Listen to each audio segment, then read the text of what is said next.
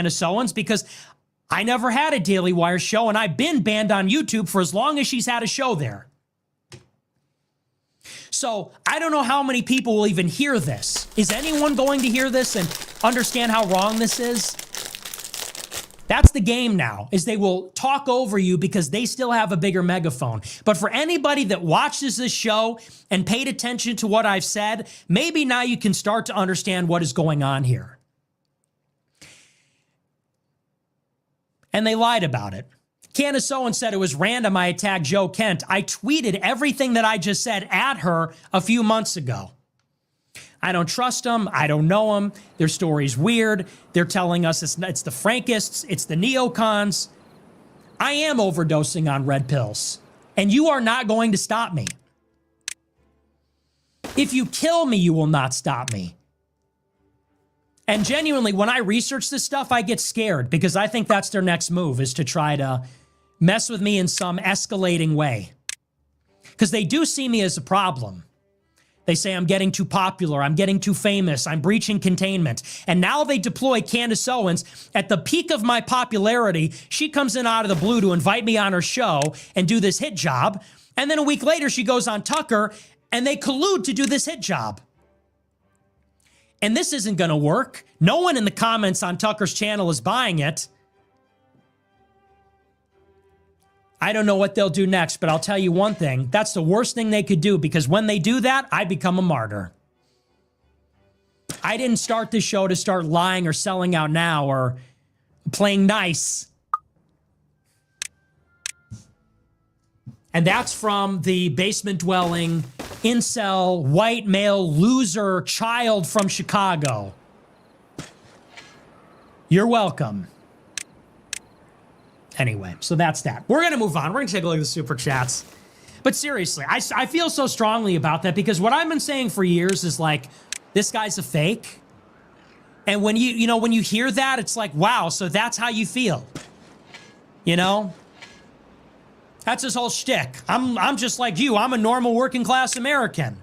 And then he says with such derision, with such contempt, this child from his basement, this weird creep in Chicago in his parents' basement. Talk about out of touch. Talk about tone deaf. Seriously? Why don't you do another show about home ownership is out of reach for young males? Yeah, except if you disagree with him, then you're a loser, I guess, right? Which is it today, Tucker? Are you the champion of white males that can't afford a home, or are you a loser? I guess it depends on what your political views are. If you're a racist, anti-Semite or not, right? If you're a crazy nut job. I am not crazy. I am not hateful. I am paying attention, and my parents did not work in the CIA. That's why I'm the only sane person in politics. Because my dad wasn't running the CIA, he's running the tollway. And I'm not saying that disrespectfully towards my father, but I come from real American stock that you pretend to be.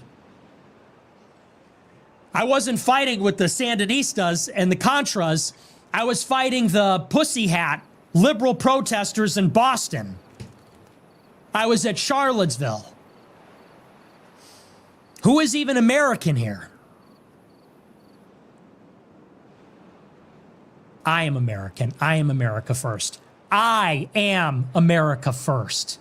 You are not. And if it doesn't have me in it, it's not America first. Inclusive populism? Fuck you.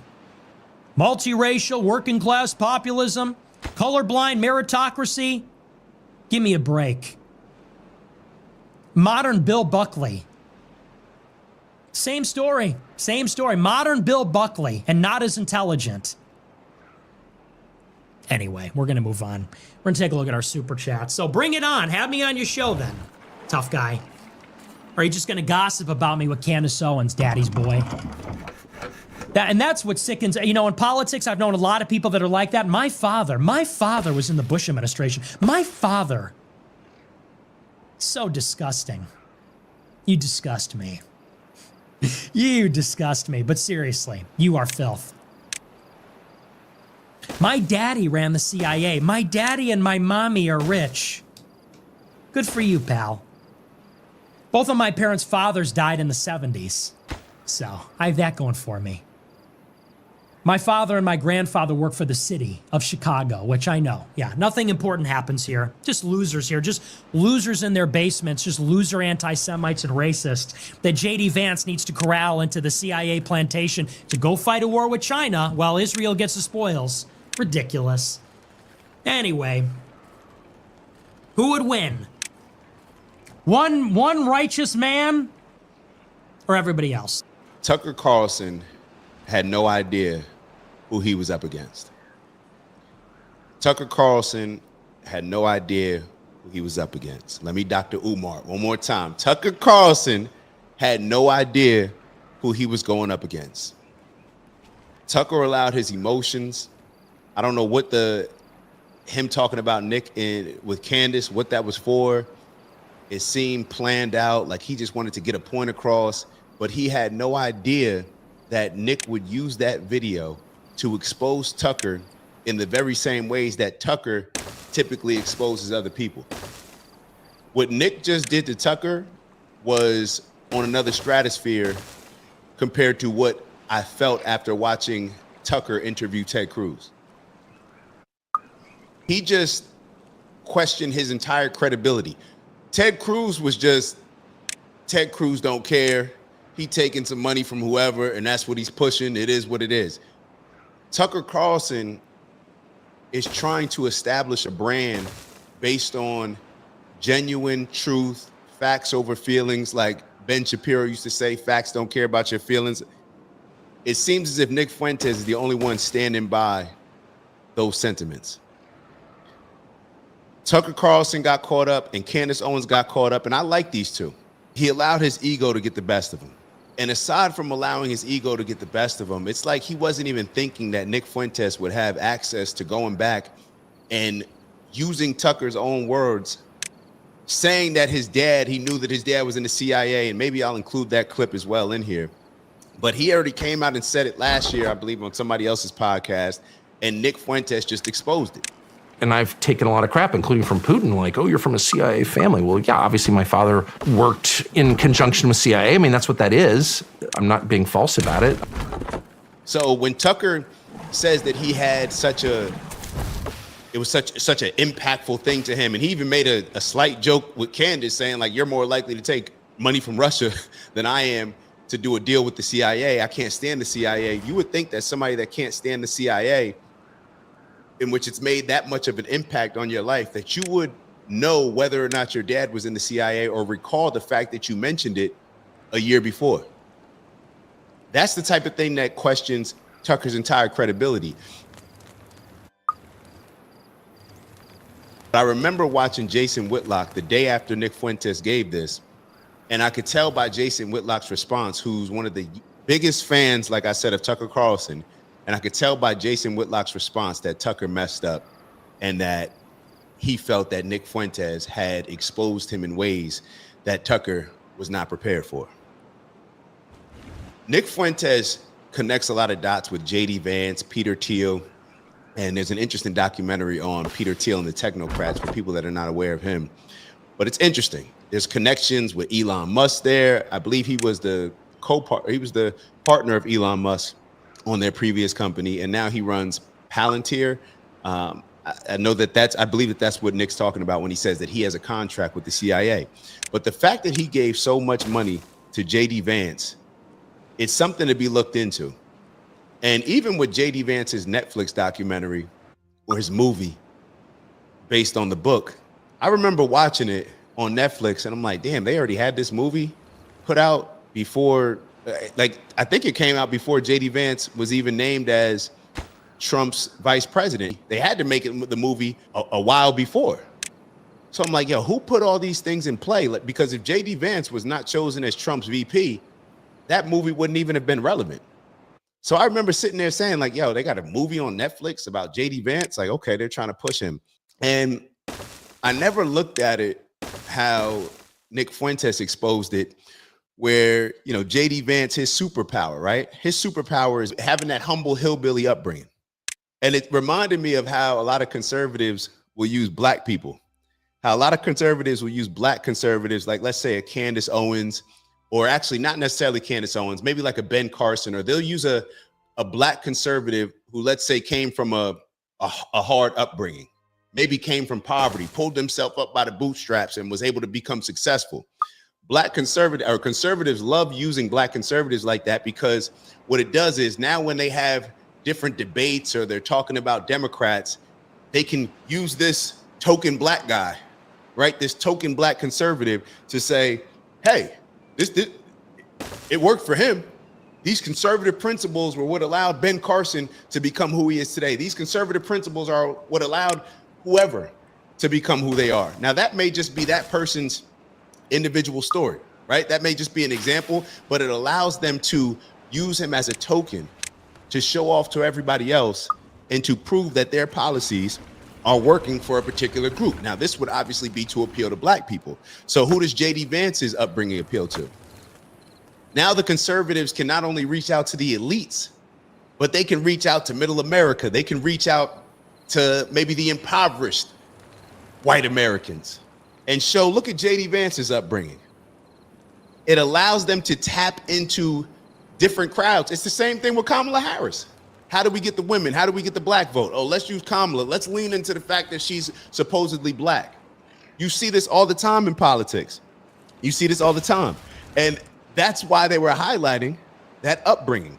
And it allows, just like it would allow when they're trying to convince black people to vote conservative, it allows them to talk about the social programs. And I've done this. I'm not saying that they're wrong. I'm just saying how they strategically use these things, right? I mean, you should show examples of certain people, but it's interesting when somebody who may not have significant experience gets, I think Nick Fuentes said, excuse me if I get the number wrong, but $15 million from Peter Thiel. That's what's interesting. Follow the money, right? Follow the money. I think that was a famous line from The Wire. But this allows them to condemn the social programs, condemn victimhood, condemn a lot of the DEI or the affirmative action. This allows them to use certain people to condemn a lot of the programs that the Democrats and liberals use to appeal to these people with the understanding of, oh, you can, if you vote for us, we'll give you something good. So now the Republicans have something and conservatives have something. Nah, if you vote for us, you'll be able to pull yourself up by your own bootstraps and have success just like this person. So that just stood out to me when it comes to J.D. Vance. And it's something to take into consideration where J.D. Vance is acting as if he had this upbringing, the same as, let's say, like a Nick Fuentes. And it's showing an example to everybody else where you can come from that upbringing and then get $15 million from Peter Thiel. You can go to Yale. I believe that's where he said J.D. Vance went to. So it's just interesting, all these different things. And even when you look at Tucker Carlson's background, and this was one of the biggest mistakes, in my opinion, that Tucker made, and Nick Fuentes pointed it out and pretty much embarrassed Tucker.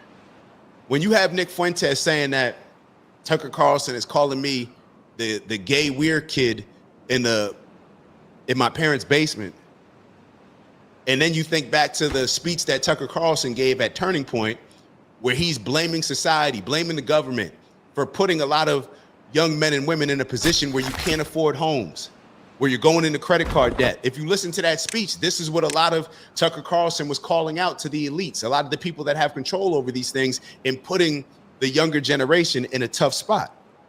So here, when you, because that you got so emotional with trying to get at Nick Fuentes, you ended up criticizing and downplaying, or I mean, making fun of a lot of the people that you're trying to reach out to. You ended up making fun of them. A lot of the people, like Nick Fuentes said, who are in their basements, who are seen as the weird kid. These are the people that you're trying to attract. What did Nick Fuentes say? I forget the word that he used, but the white Americans who feel that they've been left out of the American dream. They feel like the American dream is not attainable for them. They feel that everybody else has been getting things while they're stuck in their parents' basement.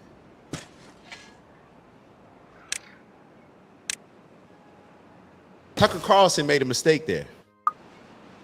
He came across, Tucker Carlson, his entire brand is, like Nick Fuentes said, is now catered towards I don't own a computer. I just like being out in the wilderness, in the woods. I don't have a lot. It's a minimalist life.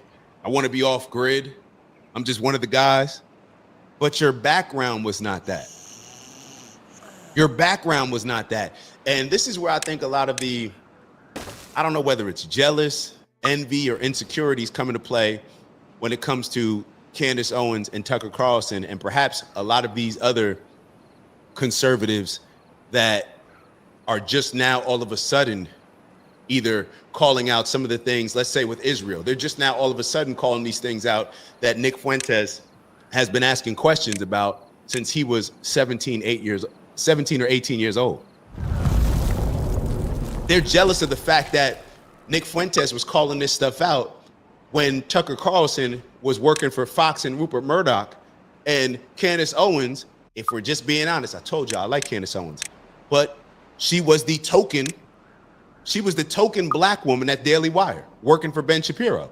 And I'm sure Candace Owens feels the same way. And that's probably why she has so much anger towards Ben Shapiro, because if nothing else showed her that she was the token, it was the fact that when she got out of line and questioned certain things about Jewish people, questioned certain things about Israel, is when she found herself out of a job.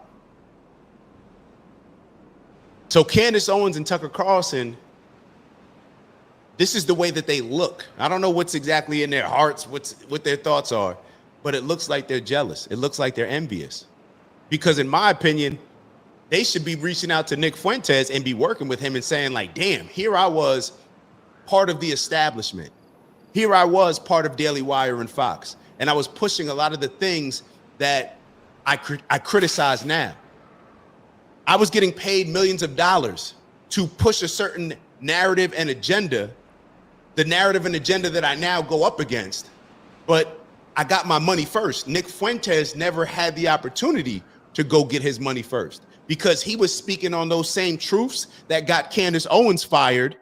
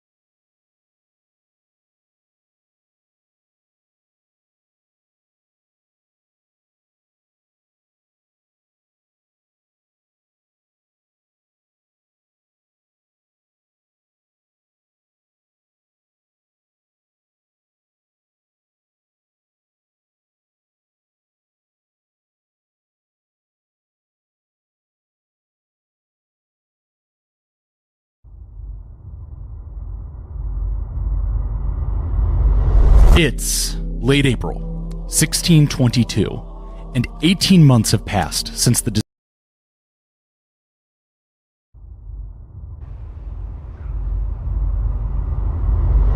Europe in the West did not come easily into capitalism. It was dragged into it, bleeding and screaming.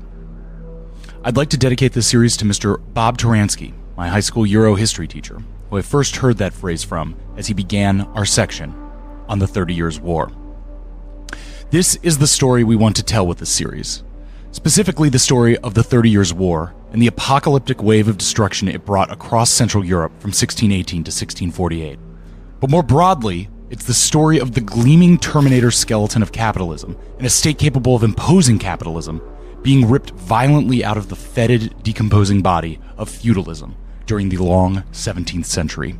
This is the story of princes and armies, of cool intrigue in royal courts and hot death on the battlefield, of people fighting for a world to come that would redeem the suffering of their lives. But it's also a remarkably familiar set of interlocking and escalating structural crises: climate change, financial collapse, pandemic, and a social fabric torn apart by rapid advances in communication technology. These times may seem remote, but this is also the story of the birth of the modern human subject out of the wreckage of the previous age. But to welcome a new era, the past had to be destroyed. Through blade, through plague, through fire and brimstone and damnation. I'm Chris Wade. I'm Matt Crispin. Welcome to Hell on Earth.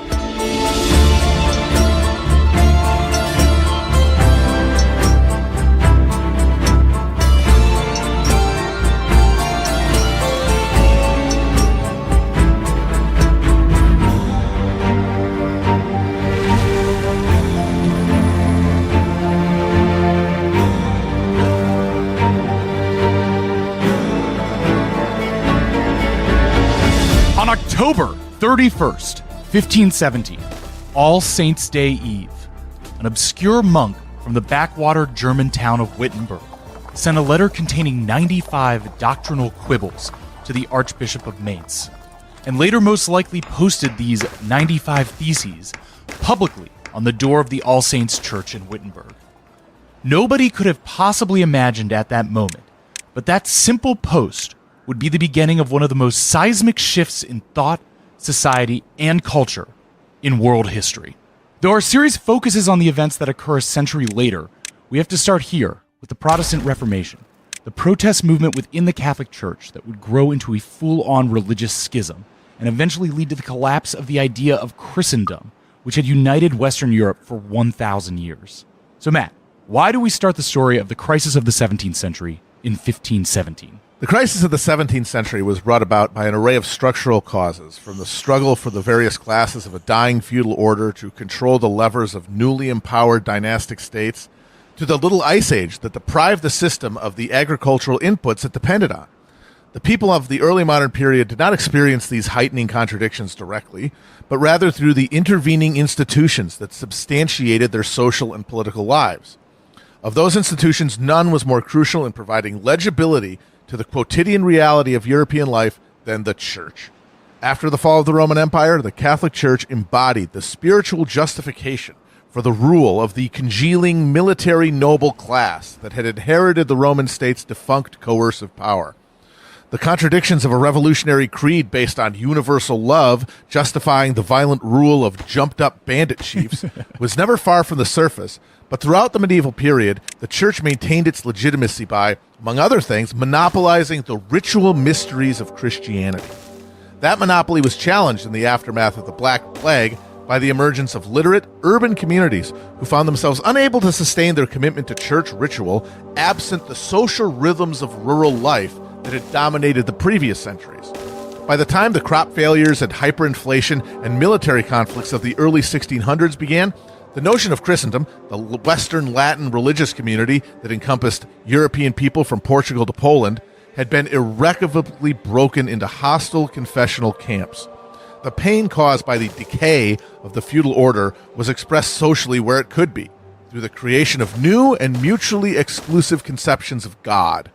This meant that when the peasants and townspeople, knights and burghers, princes and nobles of the Holy Roman Empire came to open war over the spoils of a waning agricultural surplus, it would be with minds fired by conflicting visions of religious apocalypse and rebirth.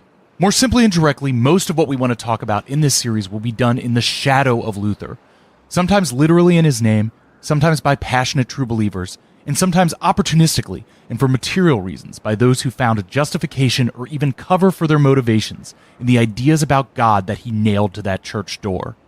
In the next few episodes, we'll be moving backwards and forwards in history, giving more context about the political and social landscape of Europe that surrounded his life, and then followed directly from the ideas he unleashed.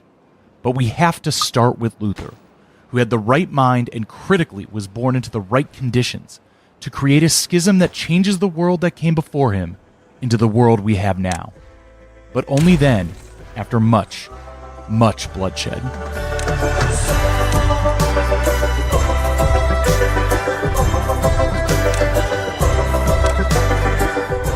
Martin Luther was a Chad. He was a pimp. He was an original five-tool player.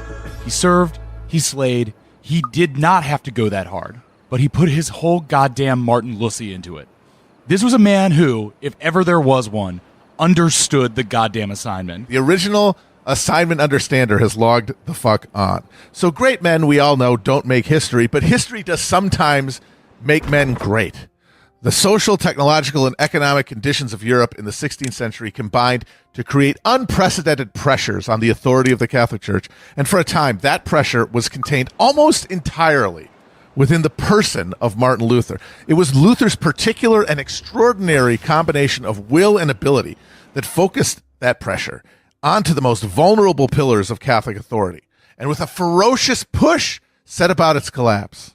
I think we can lay our cards on the table early here and say we are both big-ass Martin Luther fans. I mean, he's fascinating, that's for sure. I love talking about this guy. I love thinking about him. He's one of those guys you look at and you can see, he's a Hegelian figure if ever there was one, embodying a historical moment. If Napoleon was history on horseback, then Luther is history on the toilet. We'll get more into that in a little bit.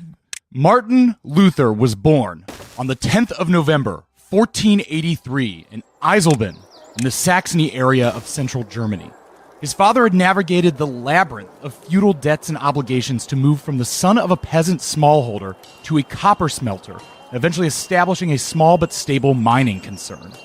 Luther was sent to university in nearby Erfurt, where it was expected he would eventually study law and become a lawyer, improving upon his family's upward ambitions. Luther's dad, by the way, was a sort of self-starter who made up the bulk of the advancing bourgeois of this period. He was motivated enough himself to take advantage of the loosening feudal obligations of life in rural Germany to save money performing agricultural wage labor enough to move to a city and invest the savings in a profitable business. And these are the people who are going to make the religious revolution that Luther ends up embodying, the urban bourgeois here. And for the Luther family's case, that investment was in the mining sector, which exploded during this period because of technological advances in mining technology. And so, in addition to making a bunch of fortunes of up-jump peasants like the Luthers, it also, along with all the New World metals coming from the Spanish and Portuguese colonial projects, together those things sparked a price revolution that filled the continent for the first time, really, since the fall of the Roman Empire, with hard specie currency. And that helped supercharge economic advancement during this period, which had been stagnant for centuries. Exactly. So while the Luthers are prosperous burghers, and the patriarch Hans becomes a counselor in the town of Mansfeld, even then, though, their fortunes rest, as many bourgeois fortunes did, on a shaky foundation. Hans Luther never owned the mines he worked. He always leased them with borrowed money, and he was never able to actually pay off those debts until just a few years before his death. So he was clouded by the fear of bankruptcy basically his entire life. So the shortest path to secure a prosperous future for the Luther family going forward, for a family that did not have landed holdings, was the same one that was taken by most of the bright children of the emerging bourgeois. And still to this day. To this day. Get a degree and work for the imperial bureaucracy. Get a job as a lawyer within the Byzantine court structure of the Holy Roman Empire. Right. And through that public sinecure, raise the family's fortunes. But as often happens to young men at a crossroads, torn between a professional life devoted to reason and the search for something more, Luther needed a little sign to show him the way. And in 1505, Luther was nearly struck by lightning, caught in a terrible thunderstorm a few miles outside of Erfurt on his return to school. Terrified, Luther pledged his life to God, if God would just spare his life. And he survived the storm. Within 2 weeks, he had quit his academic pursuits and joined the St. Augustine Monastery. Throughout his life, Luther was known as an intense, brilliant, charismatic, and gregarious man. To his friends and intellectual allies, he was dedicated, supportive, encouraging, and to his enemies and detractors, a capable, challenging, and sometimes vicious sparrer. To the many strangers he would encounter on his rise to fame, a friendly and winning conversationalist, instantly magnetic, and down for a good hangout bull sesh. But, most of all, Martin Luther had the fucking heart of a poster. Absolutely prolific, concise, in love with arguing, never editing, never backing down, never afraid to make ad hominem attacks and call his enemies stupid, evil, or both, and when pushed by an opponent into ever more radical points, never retreating, and in fact doubling down, making those new points bedrock positions in his philosophy and theology. A man born for the forums 500 years before they were invented. So, young Luther takes the tonsure and becomes a monk. His time is spent in long hours of praying, fasting, confession, maintenance of the monastery, and generally obsessing over God and salvation. Luther gave his entire life over to the strict structures of Catholicism, and indeed, Catholicism provided structures for the entirety of feudal social life. Matt. Now, the Catholic Church maintained its monopoly on ritual Christian life through an ecclesiastical bureaucracy that ran from the triple-crowned Bishop of Rome himself to the humble parish priest. Like all institutions of medieval life, it was structured to reproduce the rigid structure of feudal class rule. High church offices came with high salaries gained through compulsory tithes and often claims to a portion of the peasant-produced agricultural surplus in land under their direct control. They were often purchased by members of the high nobility for themselves and second sons who couldn't inherit their estates. While celibacy was fitfully enforced, largely to prevent the hereditary control of church offices, familial dynasties could still be bred in the upper echelons of the church. Popes were known to appoint a cardinal nephew to high office at a young age to secure their interests. Uncle Magic has the sanction of heaven. And when we get to the 30 Years' War, there's an important cardinal infant. Cardinal infant. A little baby cardinal, adorable, 17th century boss baby. So for these high-ranking church officials, the average peasant or townsperson would have little interaction with them. Likewise, the propertyless sons and daughters of lesser nobility, who are often sent to spend a life in quiet contemplation as monks and nuns in cloistered monasteries and convents. In reality, the monasteries often operated more like frat houses, with drunk rich kid monks, fat off tithes and free from most labor obligations, running around the countryside, stealing chickens and seducing farmers' daughters. There's a reason there's a whole genre of Renaissance paintings of fat, jolly monks drunkenly contemplating huge tankards of beer. Yeah, the monasteries were fail-son refugees, basically. Exactly. Now, confession and preaching, the two church duties that we now associate with priests, in Luther's time were largely carried out by friars who were sworn to various religious orders. They lived among the people in towns and used their advanced university knowledge to provide counsel to the flock.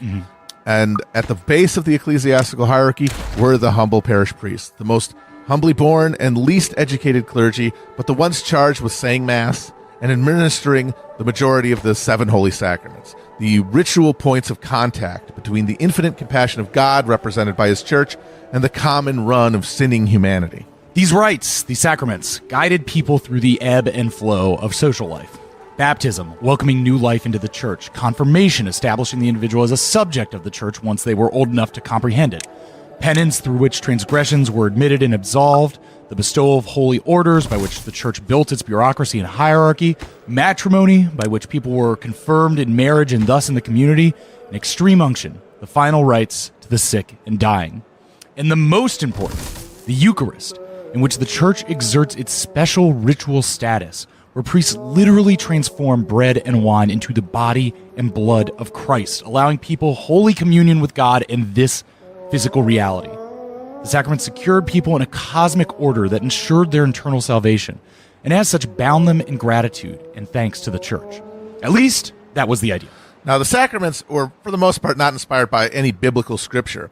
They were practices that had built up over the long centuries of feudal development after the fall of Rome, when the church alone held social life together, a task that was made considerably easier by the creation and monopolization of ritual affirmations of religious faith. Yes. The church helped stand up the power of Europe's military aristocracy, but also competed for power with it. Not only did the Pope control the papal states around Rome as a direct feudal ruler, the church coexisted uneasily alongside dynastic rulers with their own claims to social authority in places like France and England.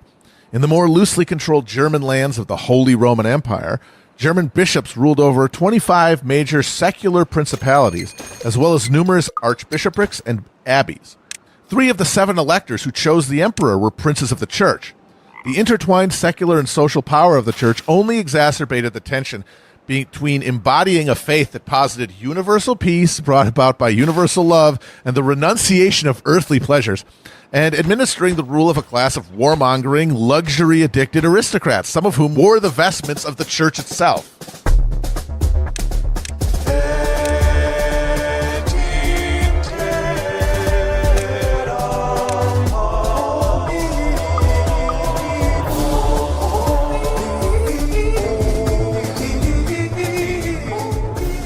By the early 16th century, though, this tension between godly and worldly power in the universally dominant church had begun to show some cracks.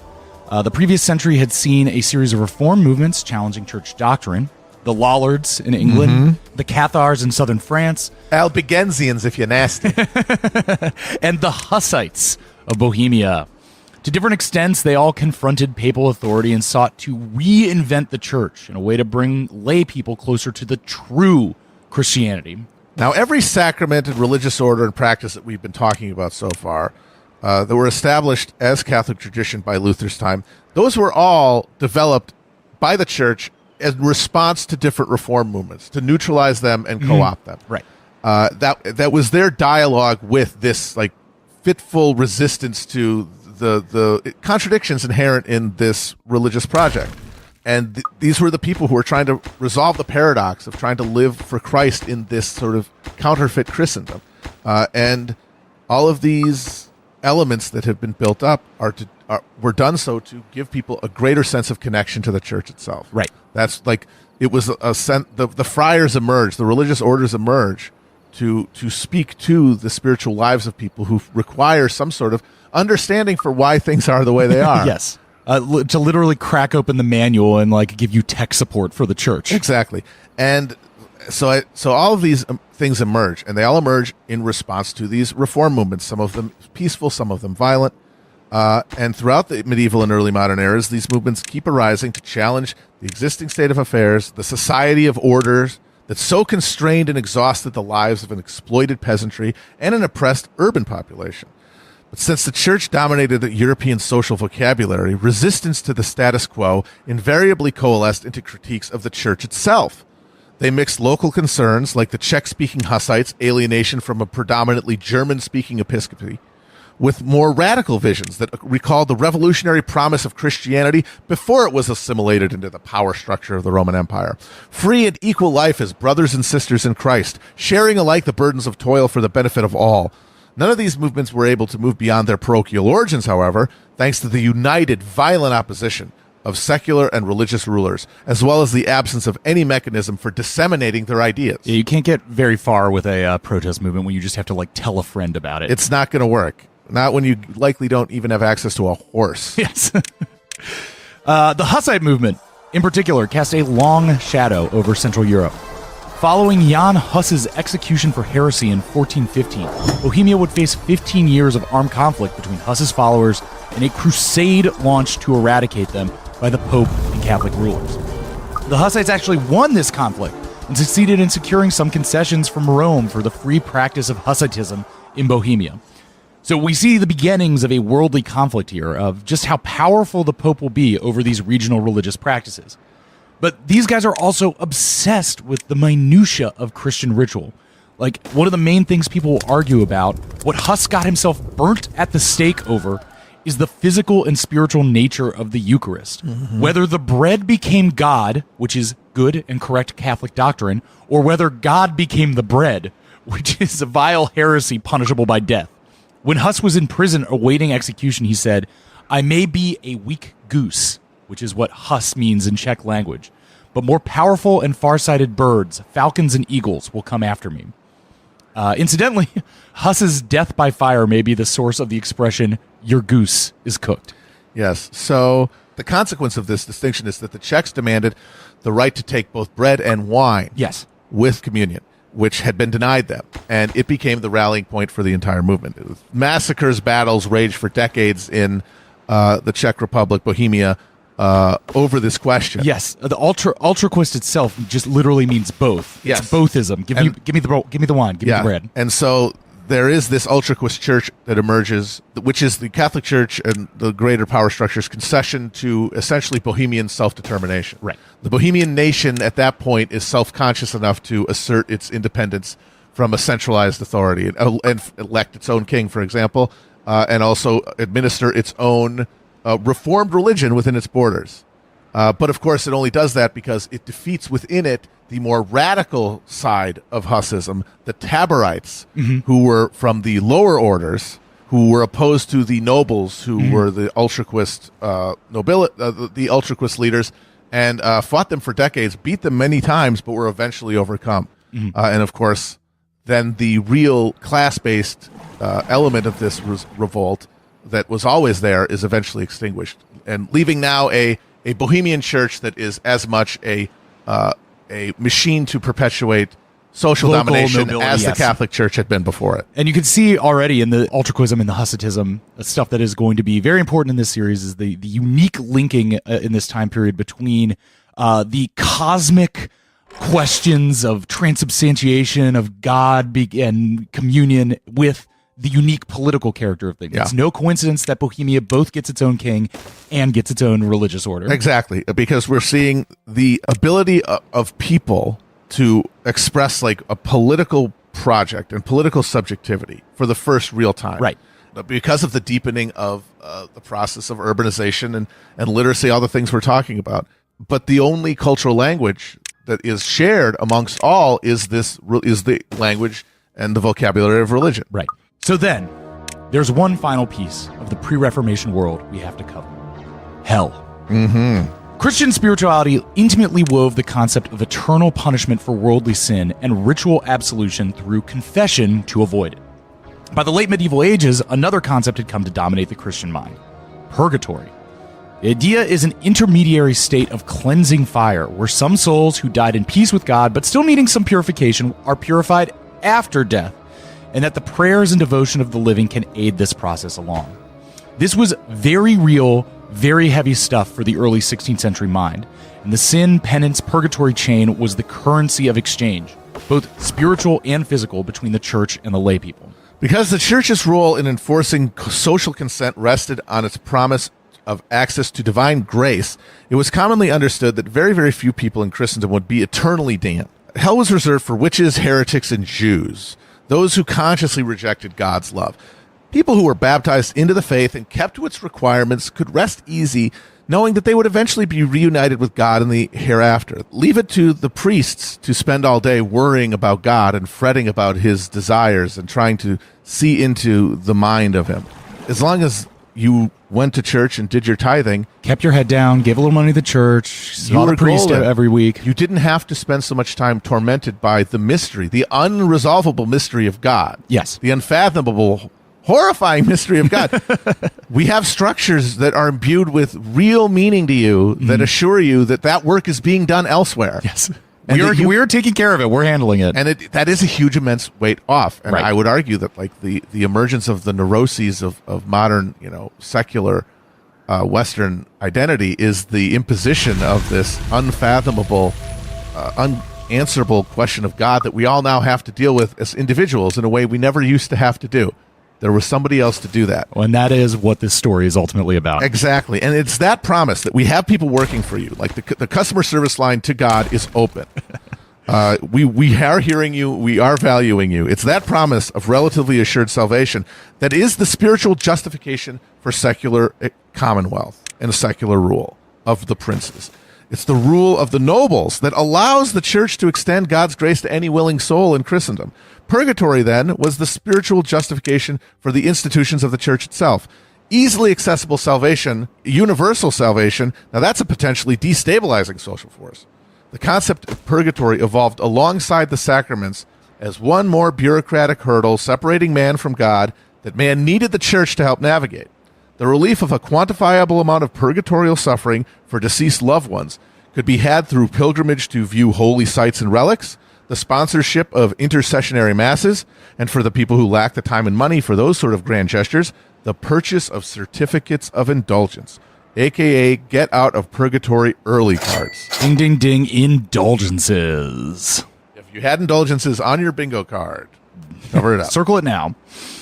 So, we have this increasingly unstable church bureaucracy mediating ritual and secular life, and this obsession with the fate of the soul as an essential social force.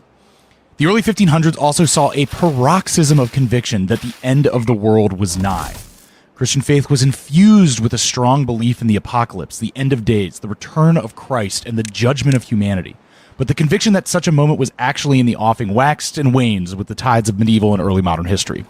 Early Christians had lived convinced that Christ's return would occur during their lifetime. But the adoption of Christianity by the Roman authorities had the effect of sanding down the religion's eschatological edges. Mm-hmm. But following the fall of the empire, the constant warfare, misery, and exploitation of life in so-called Christendom triggered a cycle of social agitation that pointed towards an apocalypse both feared and yearned for. The coming of the millennium, the 1000th anniversary of Christ's birth, saw a continent-wide spiritual agitation that was channeled by kings and popes of the Latin Rite into a war to reclaim the Holy Land from the clutches of Muslim infidels, and in so doing, hopefully bringing about Christ's return. They failed at that, but succeeded in securing a beachhead for Christian control of the Levant that princes and knights spent the next 3 centuries fighting to maintain. But by 1500, a date that was biblically as freighted with apocalyptic resonance as 1000 had been, the infidel Turk held not only Jerusalem, but Constantinople, and threatened the gates of Vienna. The Turk! The Muslim, the Ottomans. They're in the continent! How can Lord, this be? They're knocking at the door. The physical security of Christendom itself was in danger, and its secular rulers did not seem up to the task of defending it. Clearly, many Christians thought God's judgment was being rendered, and annihilation was at hand. The assurance of salvation offered by the church felt more and more like a hollow promise.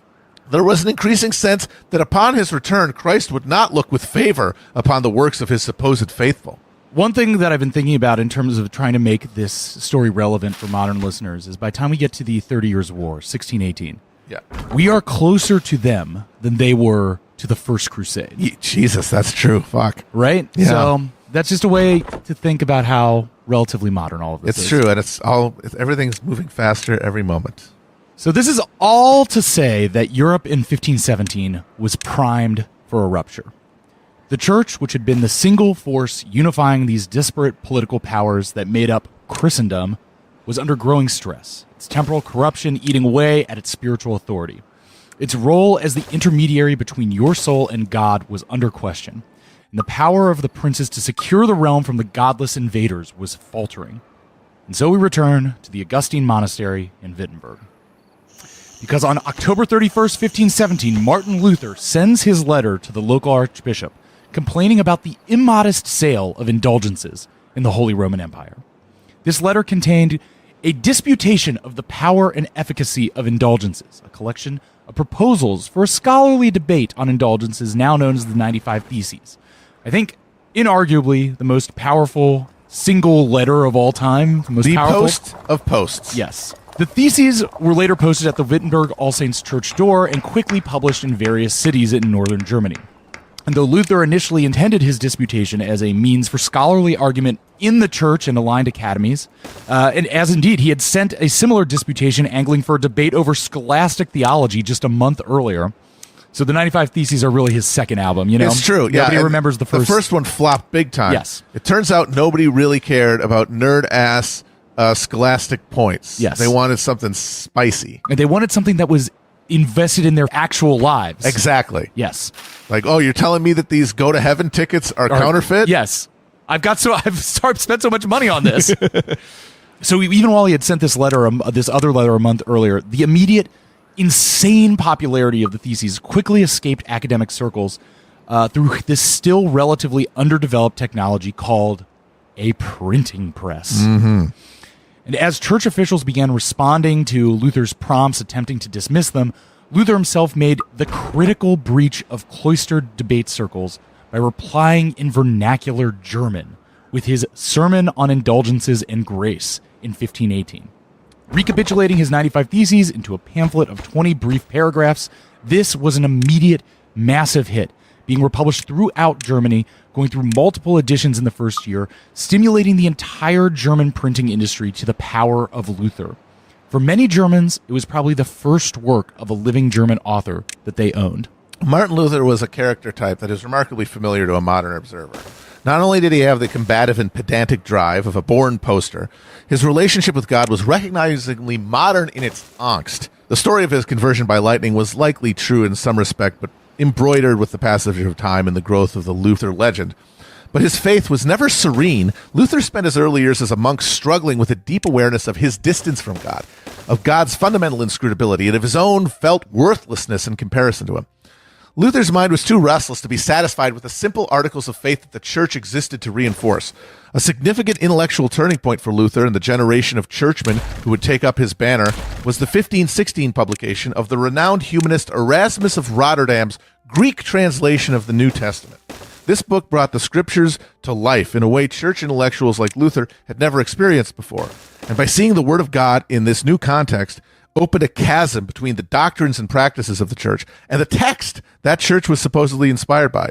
There's no mention of purgatory or most of the sacraments within its pages.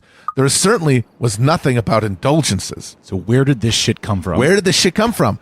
Well, Luther had been chafing for a while against the placid theology of the scholastics, which implied that salvation was available to all who performed the good works demanded by the church.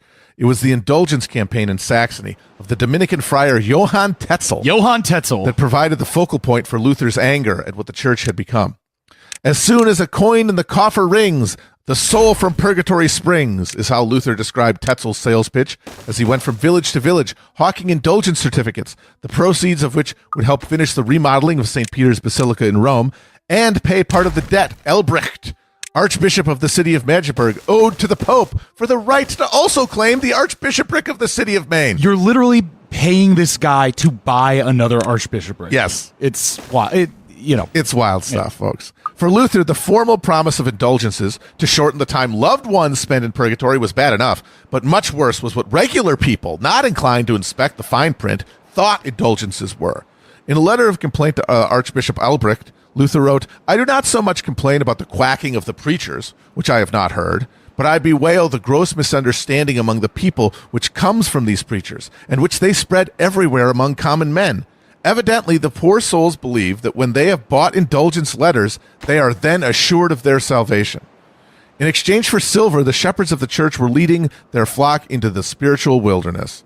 This all generated in Luther a profound sense of alienation. If the relief of suffering, supposedly the reward for a sincerely felt remorse for the commission of sin, could be purchased so cheaply, then how could the sincerity of anyone's faith be trusted?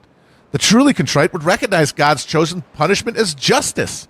Only the false-hearted would seek to avoid the suffering that God had ordained as the true price of sin, and yet those were the people that the church now assured of salvation. On top of that was the assumption, anathema to Luther, that God's will could be swayed by the prayers of a priestly or even saintly middleman.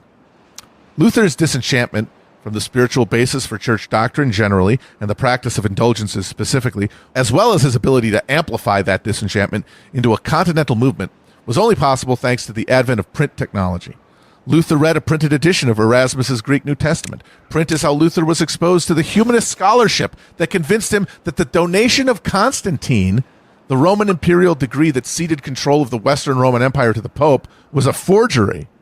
Print allowed for the production and distribution of certificates of indulgence on a mass scale, and print gave Luther the ability to take his critique of the church beyond the ivory towers of theological disputation and reach a popular audience. This is why Luther called printing God's highest and extremest act of grace by which the business of the gospel is driven forward, and the last flame before the extinction of the world. So now, while printing had been an established technology for over 60 years and had in that time been crucial in creating a new class of literate townspeople who were able to buy Bibles and religious commentaries by figures like Erasmus, it was still a relatively boutique industry, lacking a mass demand for products. If you were noble, you would buy some books basically as an ornamental thing, Yeah. As a flex. Yeah, as a flex. Look at this. I got like 20 books. Look at my shit. I got Virgil. Gutenberg famously printed a Bible and then promptly went bankrupt because he couldn't get enough people to buy it. The number of literate potential customers for printed material was rising, but the business model of publishing discouraged all but a few centralized specialists to invest in it. Printing a run of books involved a significant upfront cost with no real way to anticipate how much public interest existed for any given book. And by Luther's time, most publishers kept themselves afloat by printing government documents and church documents, including indulgences. Before Luther, indulgences were like the number one thing actually printed by people. Yeah. In the 15th century, as many as 2 million certificates of indulgences were printed in Europe. Individual pieces of paper just fluttering about the town. And most other books were, as we mentioned, luxury goods for rich nobles or churchmen to showplace their libraries. Yeah. Luther's incendiary critiques of the church created, for the first time, an expansionary publishing industry. The townspeople of Germany, many fed up in their own way and for their own reasons with the preachings and practices of the church, became a rapacious market for Luther's writings, which were designed to be digestible and understandable to a lay readership. The wide distribution of printing presses in Germany, in contrast to the concentrated printing industry centers of Italy and France, allowed for a rapid transmission of Luther's words to a hungry audience who proved quickly that they were willing to purchase anything with Luther's name on it. What topic could be more compelling to potential literary customers than the destination of their immortal souls? Presses popped up like mushrooms to cover the surging demand. Wittenberg itself had only acquired a printing press in 1502 as a vanity project of the Saxon elector Frederick. But soon the city became the heart of a North German publishing industry that flooded the empire with Luther's polemic. In the 2 years after the posting of the 95 Theses, Luther published 45 works, 25 in the theological lingua franca of Latin, 20 in vernacular German, put out 291 editions. 21 of them were 8 pages or fewer. All of them were filled with punchy, muscular, direct prose, perfectly calibrated to reach and affect a mass audience.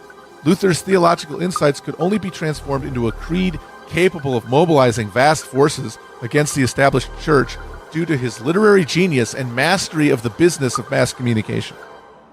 And not to put too fine a point on it, but, just want people to be thinking about, sudden new access to a vast amount of information. Changing the way people conceive of themselves and their relationship to power structures. The relationship to other people, like changing their consensus on understanding of reality. Yes. Interesting. So, over the next few years, Luther engages in essentially a flame war with various representatives from Rome. He publishes at an insane pace for the time, everything from responses to detractors, further arguments against church doctrine, commentary on the Bible, and tracts expanding the tenets of his new understanding of the Christian faith. And as he's writing them, as Matt says, the capacity of the printing industry is exploding around him, and Luther became the most published author of his time. Not only that, but Luther directly supervised the technical production of his printed works, helping merge innovative design flourishes from the Wittenberg artists like Lucas Cranach, which made his works instantly visually recognizable, while managing production schedules and divisions of editions between publishers to maximize the impact of his release schedule and anticipate the desires of his audience. He was building a religion. He was making a brand. Indeed. A genuine superstar of a new information age. And perhaps one of the first people we could recognizably call a celebrity in their own time. There are extant pictures of Luther that were sent by him as gifts to admirers that he has signed at the request of the person, meaning he was giving out autographs. He was giving out autographs, giving out headshots. We were actually talking about this last night of who could the first celebrity be, and it was pointed out that maybe Caesar was on coins or something, but you couldn't read his words. Right. You couldn't know his own mind. Yeah, like that. A celebrity is like is a new category, like an intermediate sort of figure, below the demigods of like traditional power. You could have a parasocial relationship with Martin Luther. Indeed.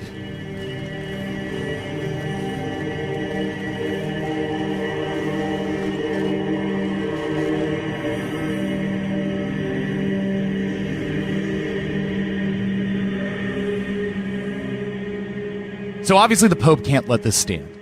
And in 1520, Pope Leo X issues a papal bull threatening excommunication unless Luther recanted his beliefs. In 1521, Luther is brought to the Diet of Worms. Diet of Worms, no thanks. A meeting of the estates of the Holy Roman Empire under Emperor Charles V, who we will get to next episode, to account for his heresies.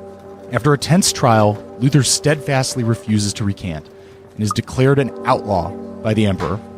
Matt, you want to give the famous line he supposedly says to Charles refusing to relinquish his beliefs? Here I stand. I can do no other. Pimp, Chad. Awesome. When we get into who exactly Charles V is next week, the sheer balls of that statement will be even clearer. But before Luther can be taken into custody, Frederick the Wise of Saxony, the elector of Luther's region, organizes a fake kidnapping and spirits Luther away to seclusion in the Wartburg Castle. While in luxurious custody, Luther is corresponding with his allies among the clergy and the estates. He wrote more pamphlets. He began his work of translating, for the first time, the Bible into vernacular German so that the common people could finally encounter the Word. Now, Frederick the Wise is one of the most enigmatic characters of the entire Reformation. Once Luther had been excommunicated and placed under papal and imperial interdict, Frederick could have arrested Luther at any point. I believe the nature of that law was basically like it was legal to just kill Luther. You could legally kill Luther. Anybody in the empire. But nobody in Saxony could kill Luther without facing the wrath of the elector, which was his choice. But it wasn't seemingly due to any real theological agreement with Luther. The pride of Wittenberg Cathedral, which was Frederick's project, was his collection of 19,000 holy relics, which included a vial of the breast milk of Mary and a twig from the burning bush. And officially, if you were to take a pilgrimage to see these objects, you would be granted a collective 1.9 million days of relief from purgatory. I just want to really highlight that detail as an illustration of like how hilariously prescribed and formulaic and just like unsentimental the indulgence trade was.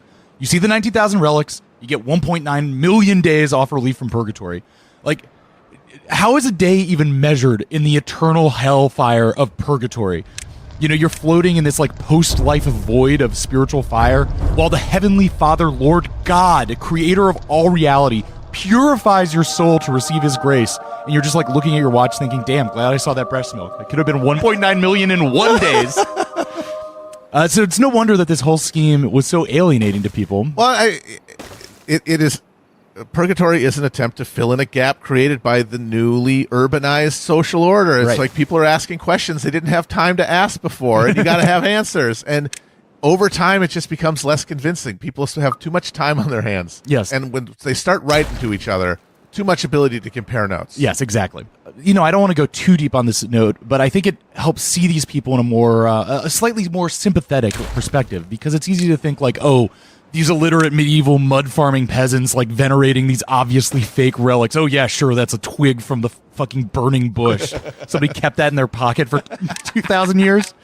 But I do think that the wild receptiveness among the public to Luther's critique of indulgences shows that, yes, these people knew this was bullshit. Mm-hmm.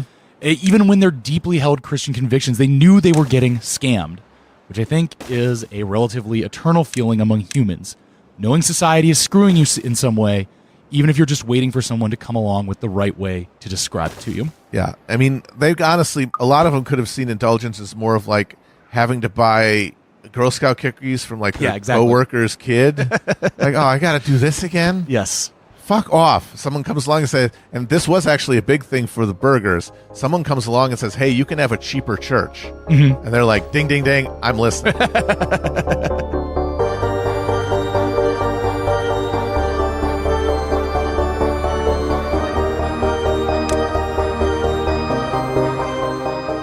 So Frederick never publicly broke with Catholicism is the weird thing. Mm-hmm. He may not even have ever met Luther in person, but he steadfastly refused every demand by pontiff or emperor to suppress Luther or his writings, and took the extraordinary step of having Luther kidnapped off the road from Worms to prevent his assassination.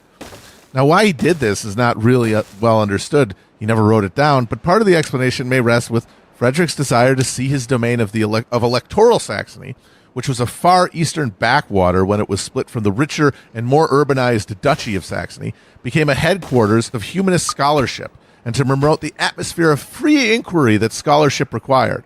And you know what?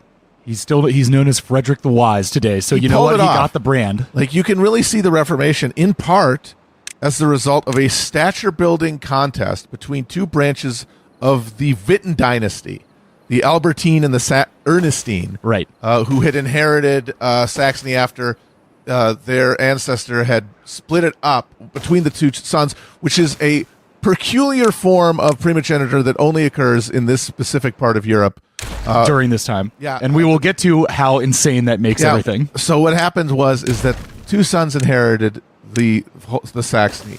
One got to choose how it was divided, and then the other one got to pick which one they got. The classic serving a birthday cake method. Yep. And so while you have the duchy being much richer and more urbanized, the electoral title is held as essentially a consolation prize in the more remote part.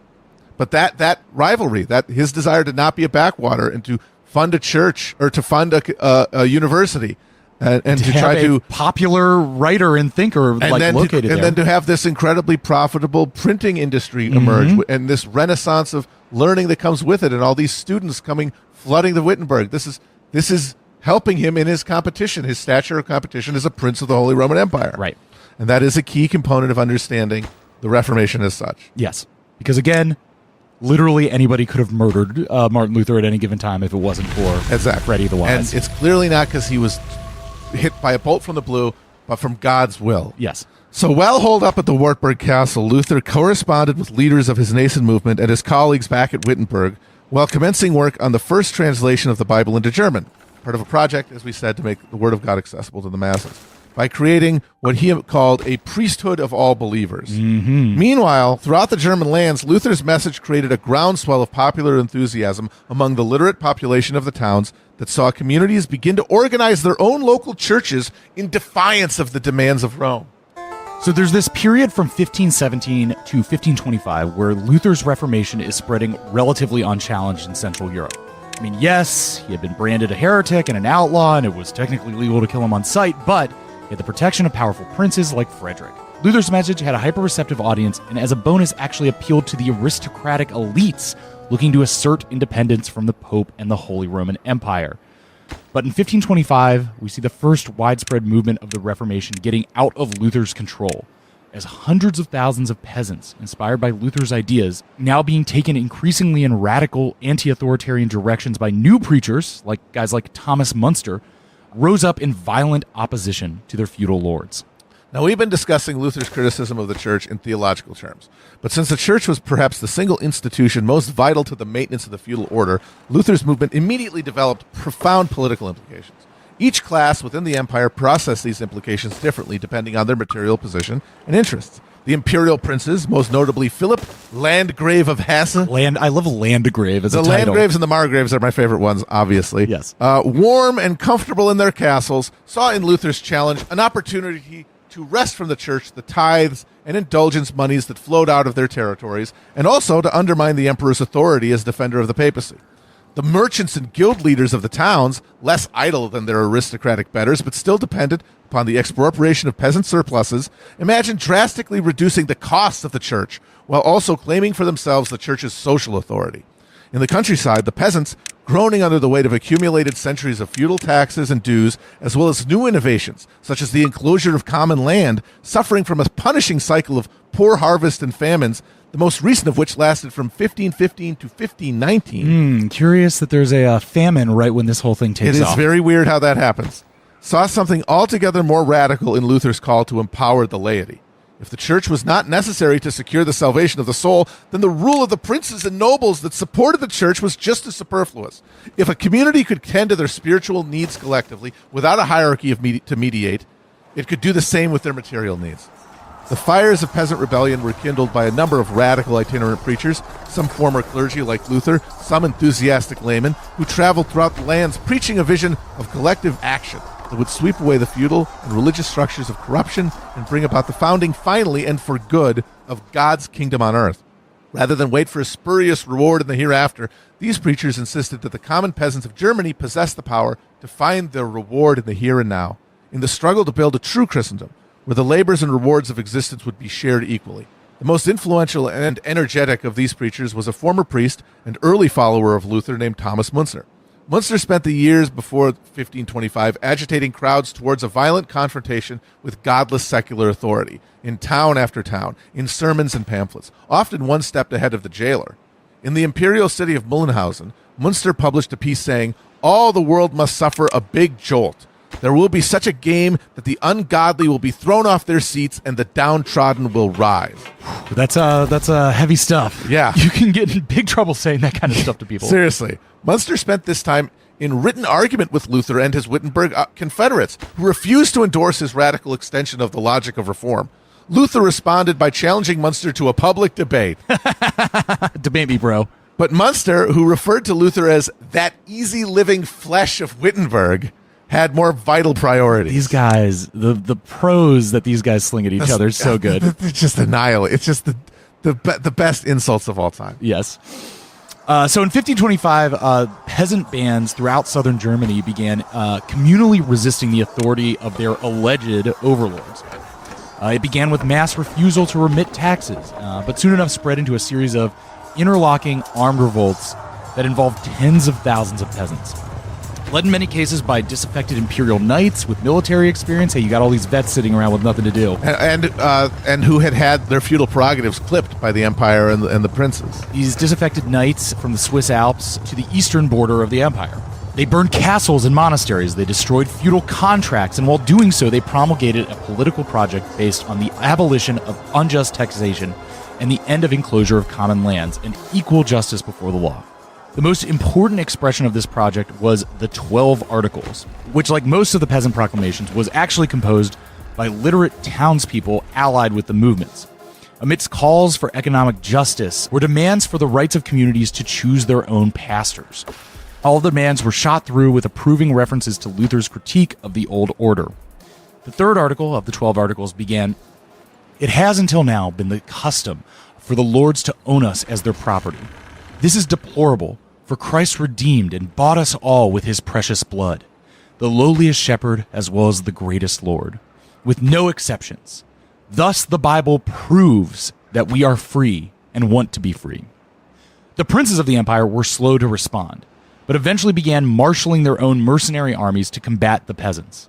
While the princes tried to put out the fires by agreeing to peasant demands temporarily while using periods of truce to gather forces to land a death blow, Luther watched from Wittenberg in horror. The beneficiary of the Saxon elector's protection and patronage, and had been gifted the use of the monastery he lived in as a monk. But still, Luther had nothing but contempt for most secular princes, who he called, quote, generally the biggest fools or the worst scoundrels on earth.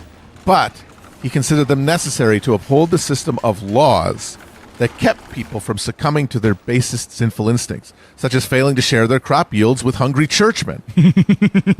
Any political order that gave him the freedom to ponder the great questions of faith in comfort and security instead of tiring himself out behind a plow had to have been righteously ordained by God. For Luther, the only way that people could live in Christian peace was under the watchful gaze of godly overlordship. While the peasant forces lost cohesion and purpose due to their inability to coordinate their activities over distance or operate from a unified command structure, and the princely armies began disarming and massacring them in detail, Luther wrote a book meant to resolve any ambiguities that may have been perceived about his stance on the legitimacy of rebellion against the state, as opposed to rebellion against Rome. Totally different. Shortly after the climactic Battle of Frankenhausen, which saw the troops of Philip of Hesse and Frederick the Wise butcher over 5,000 peasants and execute Thomas Munster after torturing him for days, against the robbing, murderous hordes of peasants hit booksellers' shelves. Of the peasants, Luther wrote, they must be knocked to pieces, strangled and stabbed, covertly and overtly, by everyone who can, just as one must kill a mad dog. Therefore, dear sirs, help here, save here, stab, knock, strangle them, everyone who can, and should you lose your life, bless you, no better death can you ever attain. God damn, man. Any loss of respect that Luther suffered in the eyes of the common people of the Holy Roman Empire, which was considerable, he was pelted with rocks in the town of Orlamunda, was more than compensated for by the respect Luther gained in the eyes of the empire's noble class.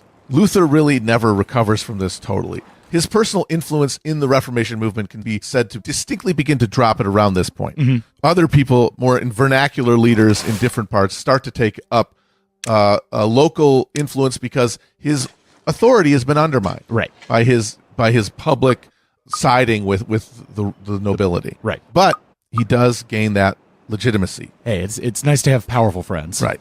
The peasantry, divided by geography and customs, intermittently illiterate, had shown themselves incapable of seriously challenging for power, leaving the princes and nobles free to shape the Reformation as they saw fit. They would build a church inspired by Luther that carried within it an instinctive hostility to the common masses of Europe, a hostility that would go on to shape the secular liberalism that would follow Protestantism.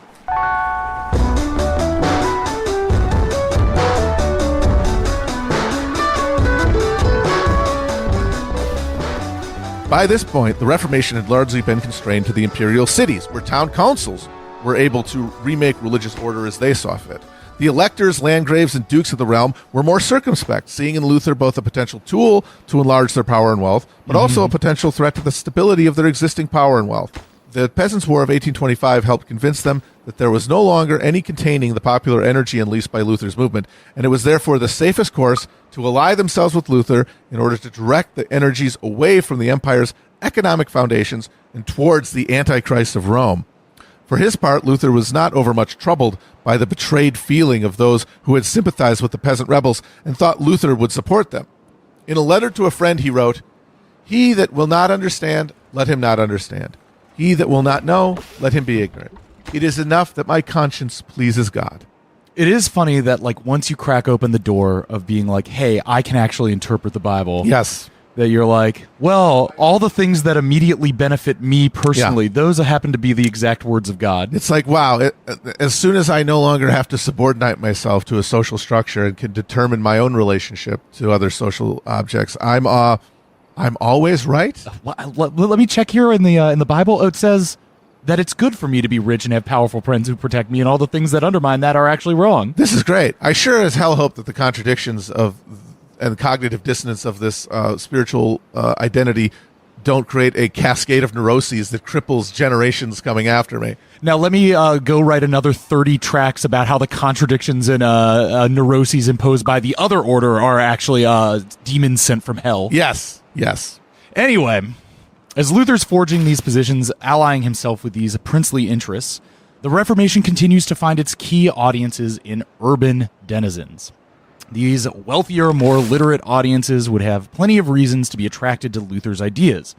Church exemptions from city taxes, the large amounts of real estate that could be reclaimed from church offices, regaining control over local schools and other institutions from Roman influences. Even indulgences themselves had created mercantile problems. They had to be paid in actual coin, resulting in huge amounts of precious specie bleeding out of German lands and into Italy. Like, literally, your physical gold just being sent away to pay for these. It's fucking up your tickets. trade balance. Yes. It's no good, folks. I can't have it. It's bad for business. And there's also the value of asserting power of the free imperial cities and lesser princely estates against the emperor, who was the defender of the Catholic faith, and who until 1508 had to be crowned by the Pope himself. But this was tough business. There was a constant tension between just how far cities and princes could go in permitting the growth of the Reformation before risking actual conflict with imperial power. And just as this urban population was building the faith, they were building the industry around it, printing. You can see the building of this industry and audience in raw numbers. From 1500 to 1516, Wittenberg printers produced just 123 books, about 8 a year, mostly church tracts and documents for the university, as I mentioned before. Essentially a boutique academic operation. You know how most universities have university presses now? It's like that was basically all of it. After the 95 Theses from 1517 to Luther's death in 1546, Wittenberg printers churned out 2,721 works, more than 90 a year, probably more than 3 million individual copies. About a third of these Luther's own works. And that's just Wittenberg. Major printing industries grew in most major German cities, boutique presses in smaller cities, even portable presses to travel around with princes on military campaigns to spread the word of their victories, each exploding with a similar growth in output.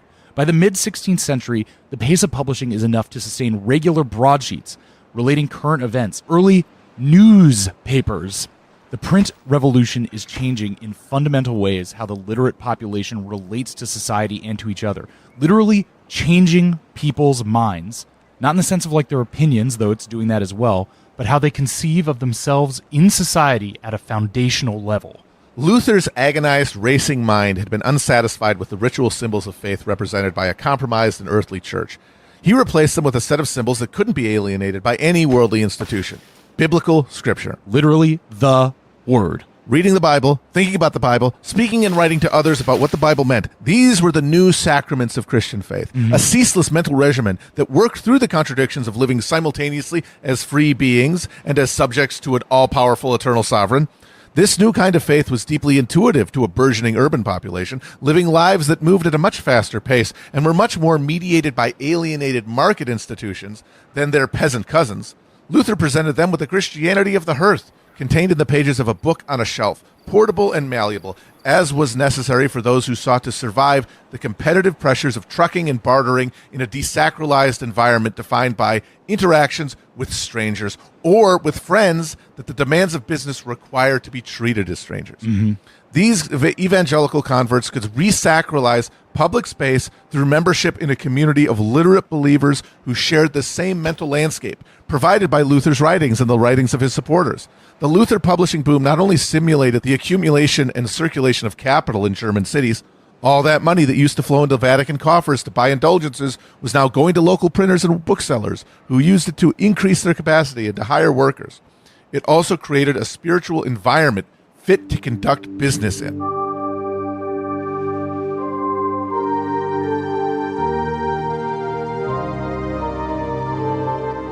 So while Luther's building his princely aligned new church up in Wittenberg, others are pushing this Reformation thing even further. The towns of Switzerland were nominally part of the Holy Roman Empire, but had achieved functional independence for generations. First in Zurich, under the leadership of Ulrich Zwingli, then in Geneva under John Calvin, very important guy, Swiss free cities led the way for pushing Luther's concepts to what they considered their logical conclusion, but which Luther and his allies saw as dangerous heresy. Again, it's funny. It's like, no, I already did it. You just have to read it and go like, oh, you're right. Yes. What you're still thinking? Why are you? I've done the thinking. You're thinking the way I'm thinking. Your brain's doing the same thing to my stuff that I did to the other stuff. No, you can't do that. That's not allowed. Zwingli died in battle before Zurich really put itself on the map as a site of theological innovation, but Geneva was a different story. Geneva had successfully negotiated independence from the Duke of Savoy and operated as an independent republic at the time, a prosperous merchant city primed for Protestant innovation. The city's position as a merchant city at the crossroads of Germany and the increasingly Protestant southern France allowed Calvin, another preacher of seemingly limitless energy and eloquence, to emerge as the main rival to Luther's claim of spiritual authority. Turns out, much to Luther's irritation, that a priesthood of all believers, absent the guiding hand of a church hierarchy or a king of the church who literally wore a crown and said what was right and what wasn't, won't all come to the same conclusions. Oh! Yes. Now, Luther didn't start off his project with the intention of destroying Christendom. At first, he assumed, adorably, that his undisputedly correct interpretation of Scripture would inevitably lead to church reform. He's got the args. He's got the args, folks. People will see the args, and they will come to the right conclusion. He will win the debates, and then they will be forced by the logic of his argument to concede to him. Because they want to go to heaven? Doesn't everybody want to go to heaven? Yes. So Luther's reform movement would be the triumphant capstone of a series of reform movements that had been fixtures of the church since its foundation. But his excommunication and the repression of his followers, wherever allies of Rome were in power, disabused him of any hope of changing the church that way. It would have to be destroyed, root and branch, because if these people would not see the light of God, it meant that they must, by definition, be under the spell of Satan. Right. It's the only way to explain their failure to come to the same conclusions as him. When you only have two choices, God or Satan, it's got to be one or the other. These are the correct arguments, and you still don't agree with me. I'm afraid you have tested positive for the devil. So that meant that the church went from being this institution that he was hoping to reform to one that had to be destroyed and replaced. Right. And this destruction must be waged by the people, and the only people who could wage a war of destruction against the church were the princes of the empire. Right. People like Frederick the Wise and Philip of Hesse, who had access to vast state revenues, who had the power and authority to dispense justice, raise armies, and go to war. As secular rulers began reforming the church in their own domains, Lutheranism as a practice began to take shape. It meant a church that maintained many of the hierarchical structures of Catholicism, only administered by the secular states rather than by the Vatican. Princes would appoint preachers and fund the primary schools necessary to spread the literacy scriptural appreciation demanded. Luther had condemned 5 of the 7 sacraments as unbiblical, but insisted on the validity of infant baptism and the Eucharist, even if the communion wafer may not turn into the body of Christ as the Catholic Church taught. Luther dismissed transubstantiation as baseless superstition, but the ritual of the Eucharist still held for Luther a real presence of Christ. I just love how much you got to think about this little piece of bread. Yeah. It's when it comes down to is that Luther had a subjective emotional experience with the Eucharist that he could not explain away. And the Reformed critique that said, no, there's nothing here, could not be defeated because it's not in the Bible. Yes. But at the end of the day, this new type of religiosity can't express subjective truth. Well, that's the conflict that rages at the heart of him, is that he's all about the args, he's all about the by your logic, but in the end he feels something. But exactly. I feel it's there, so it has to be, and he cannot argue himself away. It's a career of invective. Like, he's screaming his lungs out for his entire career as a writer, and he's incredibly bilious and combative. And it's because he's trying to hammer everything into people's minds. He's trying to hammer his whole heart and soul onto the page. But there is there is always a latency and a loss of resolution through translation. Right. And by the time it becomes mere text, as powerful as it is, it's going to become denatured. And new people looking at it are not going to engage with the ideas the same way. And so the question of the Eucharist becomes this incredibly important one, because so much unspoken emotion rests at the heart of it. Right. The remaining sacraments that Luther held to were meant to connect believers to the institutions of this new Protestant church. Right. So the institutions that Luther and the secular authorities who rallied to Luther's banner in the decades after the Diet of Worms saw as the only bulwark against Catholic power, who they saw in increasingly demonic and apocalyptic terms.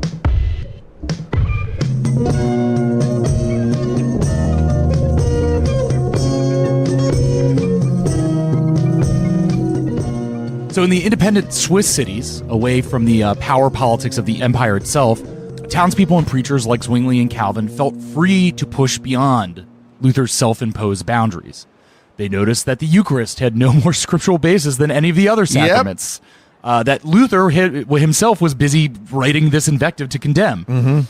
So Landgrave Philip of Hesse, that doltish enthusiast of the early Protestantism, attempted to heal the breach between Luther and Zwingli on the question of the Eucharist before it could permanently divide the evangelical movement. At the Colloquy of Marburg, I love the names for everything. We love them, don't we? A colloquy. When was the last time we had a good colloquy? We have not had a colloquy in centuries. Let's get a colloquy together after this. Let's do it, guys. All right. In 1529, Luther and Zwingli carried out a grueling debate on the metaphorical and literal content of the scriptural phrase, "This is my body." On the first day of the debate, Zwingli, frustrated with Luther's stubbornness, asked, "Should then everything go according to your will?"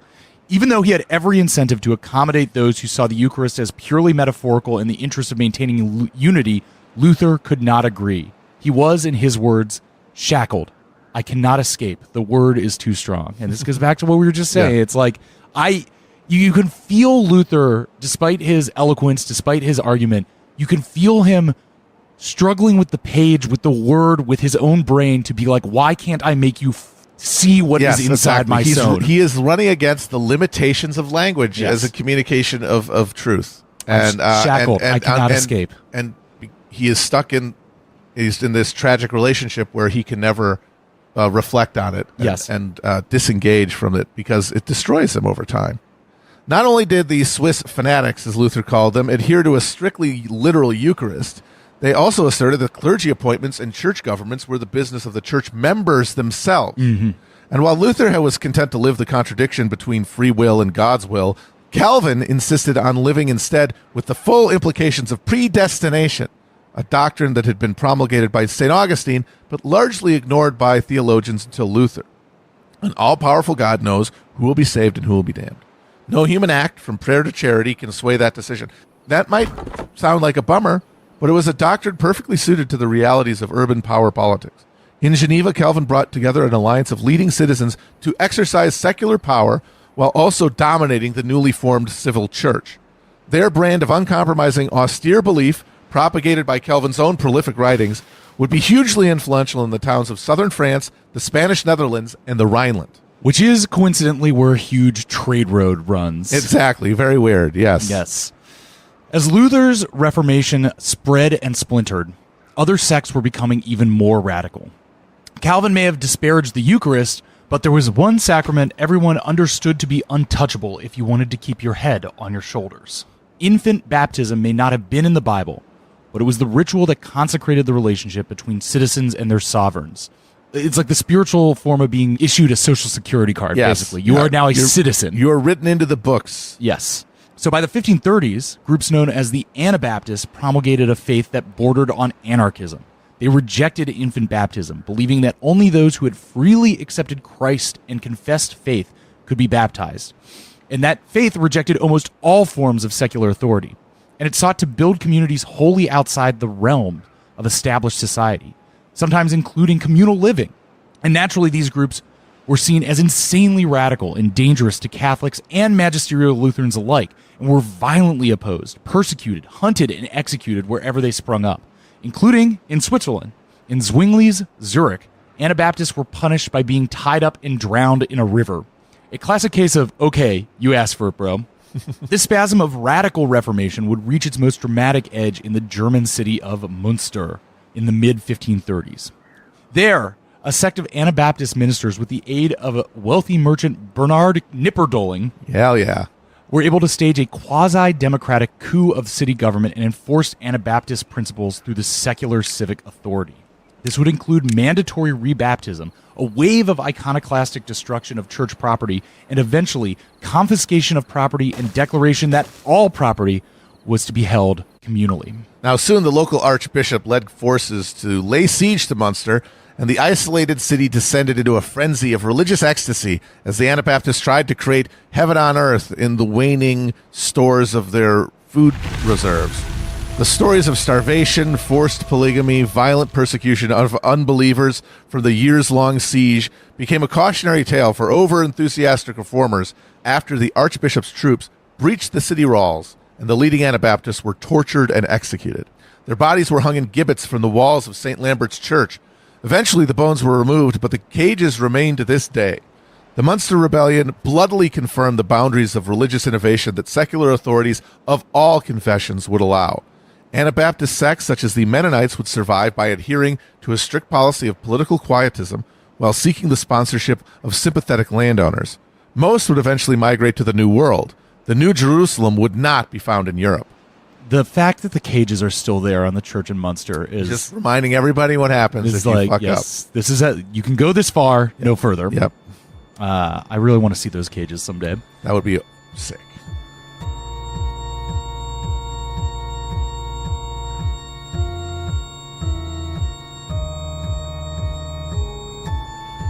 By the late 1530s, Luther had suffered at least one heart infraction.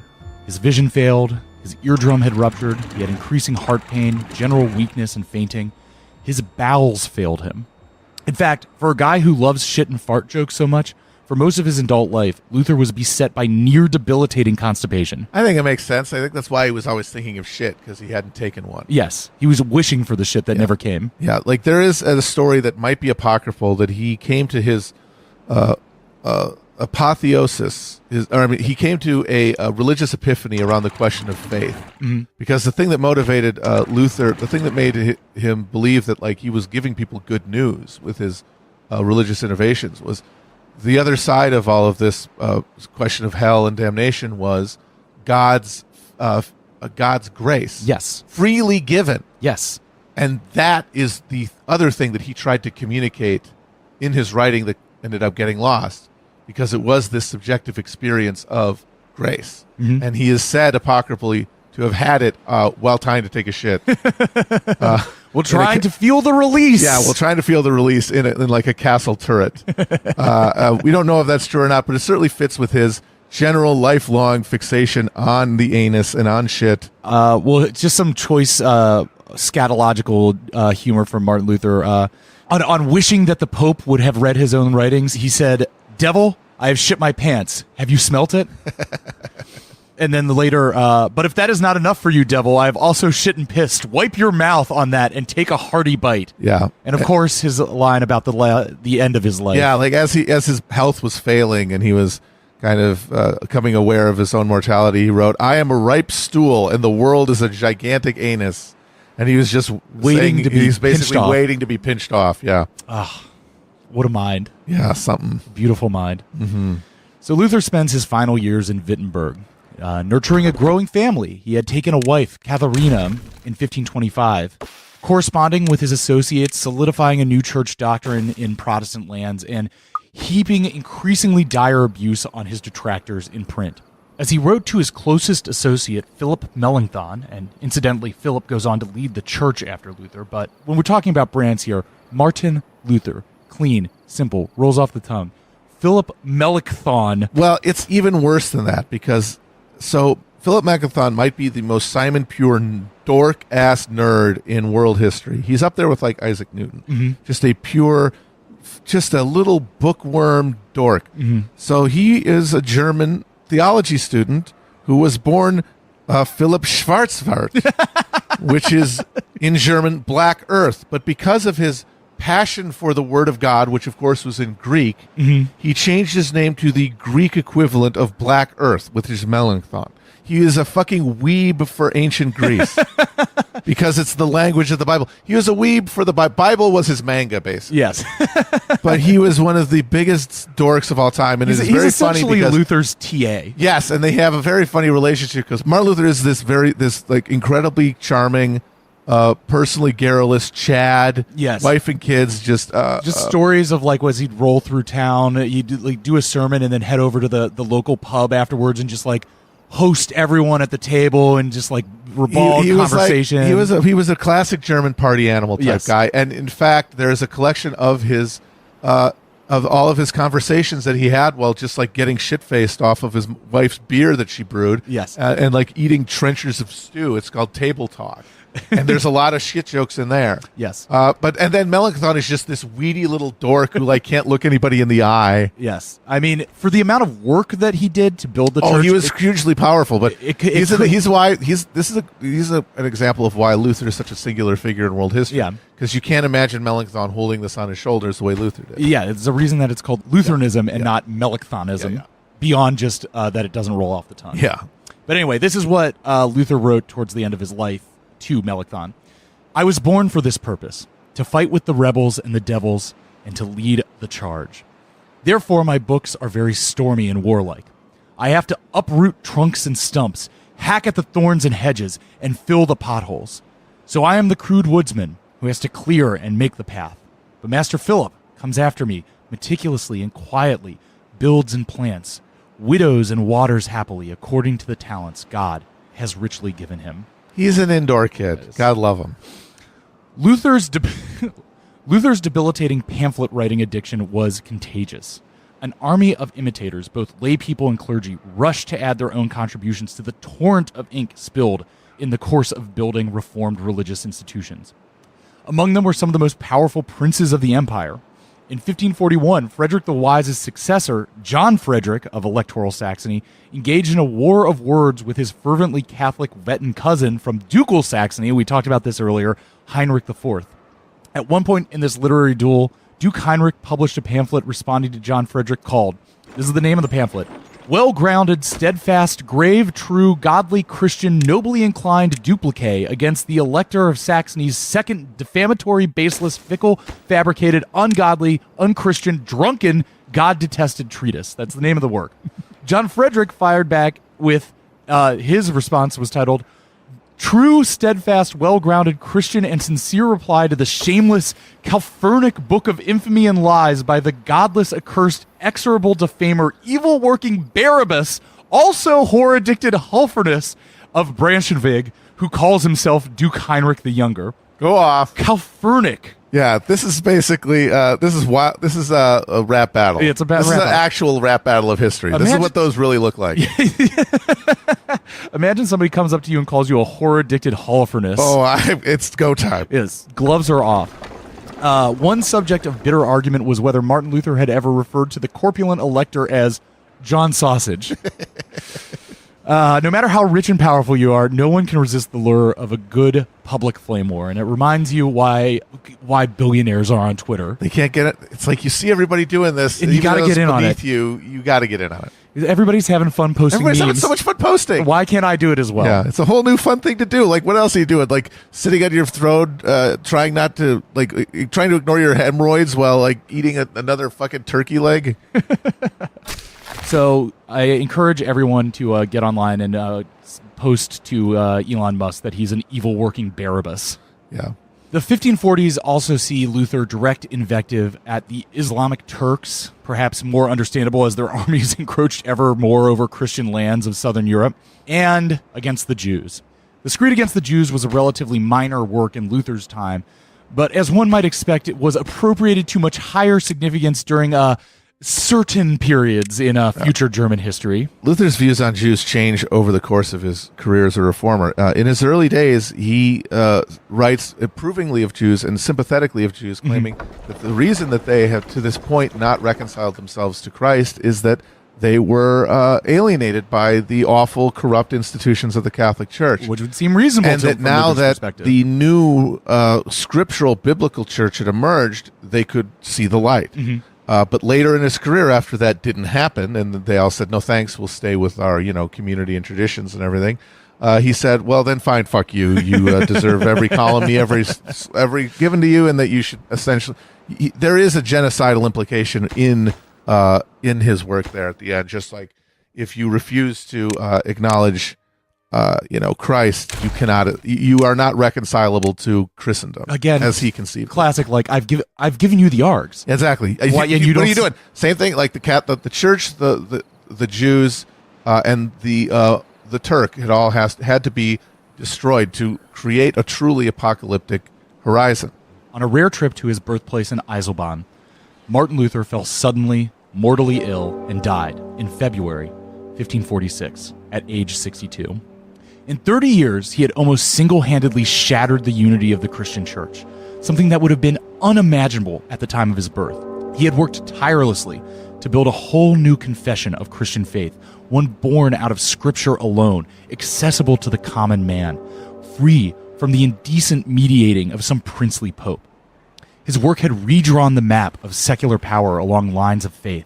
Protestantism would be the common cause and motivation for alliances among northern German princes and in Bohemia to the east.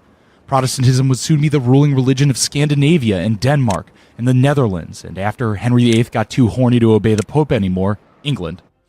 While Catholicism would be protected by the Habsburgs in their lands of the southern Holy Roman Empire, in Austria and in Spain, as well as in the stalwartly Catholic France and, of course, Italy. These divisions would be the battle lines for nearly a century of religious violence, and eventually, the 30 Years' War.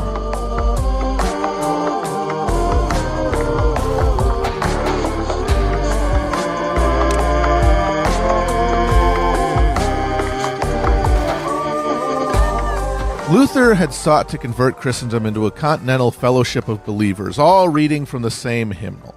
By the time he died, the Holy Roman Empire was on the verge of war as rival Catholic and Lutheran power centers marshaled forces to crush each other, while Calvinist heresy spread throughout the cities of Western Europe.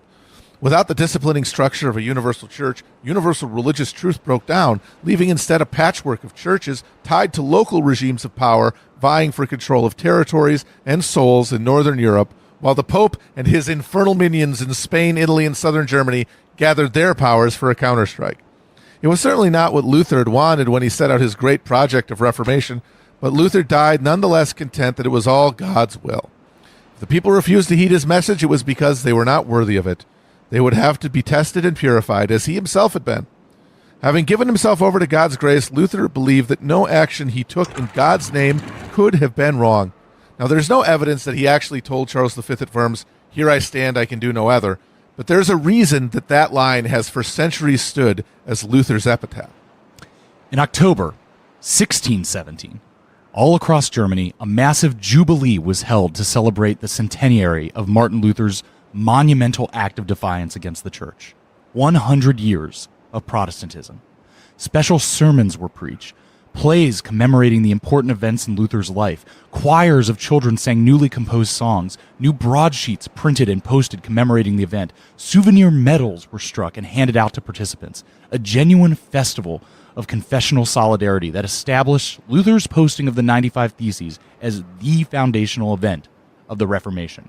It's important to remember, the event that we begin this episode with, the hammering of the Theses, was, for this first 100 years, considered one event among several that were the founding events of the Reformation. Right. It was the creation of this specific pageantry around this anniversary, as we'll say, as a political project that gave that the historic truth to Luther's posting of the Theses as the beginning of it. It is manufacturing history, Yes. of which we are still retelling in the same way. But hey, it's a dramatic moment. He's got a hammer, a nail. It's a broadsheet. It is striking it in the door. thing is, because this was an event of pageantry, they understood you got to pick an event that's going to give him a little zhuzh. Yes. And you can't beat a guy striding out there and hammering something into a damn door. This was not an organically developed event. It was the plan of Frederick V, Elector of the Palatinate, himself a fierce Calvinist, designed to promote unity between all Protestants in the Holy Roman Empire and strengthen his anti-Catholic political alliance. Yeah, the whole thing was funded by the Palatinate Yes. as a state, as a soft power project, basically. He was the golden voice of the 17th century. Yes. It was projected as a moment of peace and accomplishment, the triumph of the Reformation in establishing itself in stable opposition to the evil papist authority. But remember the name Frederick V, because within 1 year of the Jubilee, his fanatical devotion to these Reformation principles will drag all of Europe into 30 years of hell on earth. Boom.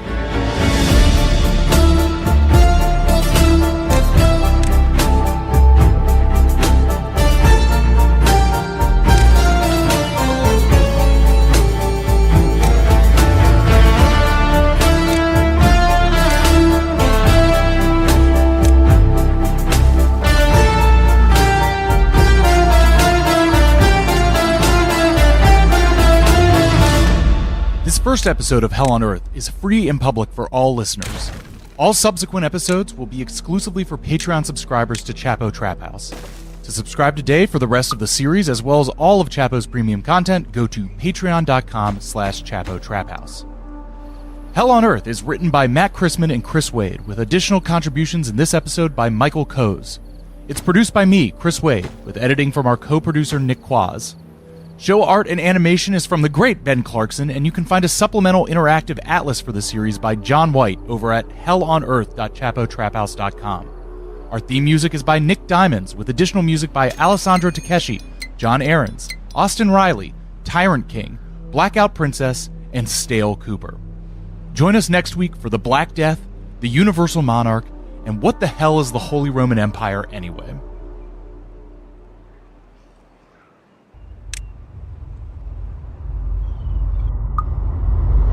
It's 1348, and Europe is dying. In just 4 years in the mid-1300s, as much as 50% of Europe's population died of bubonic plague. Between now and the next presidential election, imagine half of everyone you know dying. If you're sitting in a room with your significant other or parent or child, friend, neighbor, coworker, they're dead. Picture the social devastation, the breakdown in civil society, the disruption of any reliable infrastructure and simple rhythms of life. This was the Black Death. And though this apocalyptic pandemic took place nearly 3 centuries before the main focus of our story, the 30 Years' War, it is the necessary backdrop for the general crisis of the 17th century. The Black Death was a plague that took the lives of as many as 200 million people in Eurasia. But it was also a fatal infection in the very structure of feudal society. And as the body of feudalism slowly began to die and decay, a new order was struggling to be born out of it. The Black Death left the existing structures of political, economic, and religious authority in Europe intact, but fundamentally eroded their ability to sustain themselves in the new environment created by the plague itself. Cycles of disease unleashed by the plague would continue into the early modern era. Climactic conditions would deteriorate, undermining the agricultural basis of the economy. Above all, the classes that had been forged by the medieval period, nobles and burghers and peasants, would all struggle for control of the rapidly shifting conditions of life. This struggle would see the rise of a number of powerful dynasties that knit together large domains through conquest and strategic marriage. The conflict between these continental powers built state capacity that would have been inconceivable before the Black Death. Eventually, this process would culminate in one particular dynastic ruler bringing Europe to fear and trembling at the prospect of submission to a single ruler, a universal monarch. And through all this death, new instruments of state building and finance will slowly emerge from the destruction. institutions that will serve as the infant origins for state capitalism centuries on. The German banking family, the Fuggers, appear here, and through their financing of the dynastic wars of this era, will allow its members to become some of the richest men the world has ever seen, personally accumulating nearly 2% of Europe's entire GDP. It's not long after the Black Death the first recorded mention of the Fugger family appears, a terse record with the original Germanic spelling of their name, of the family patriarch resettling in Augsburg. It reads simply, in what could be the title of this entire series, Fucker has arrived.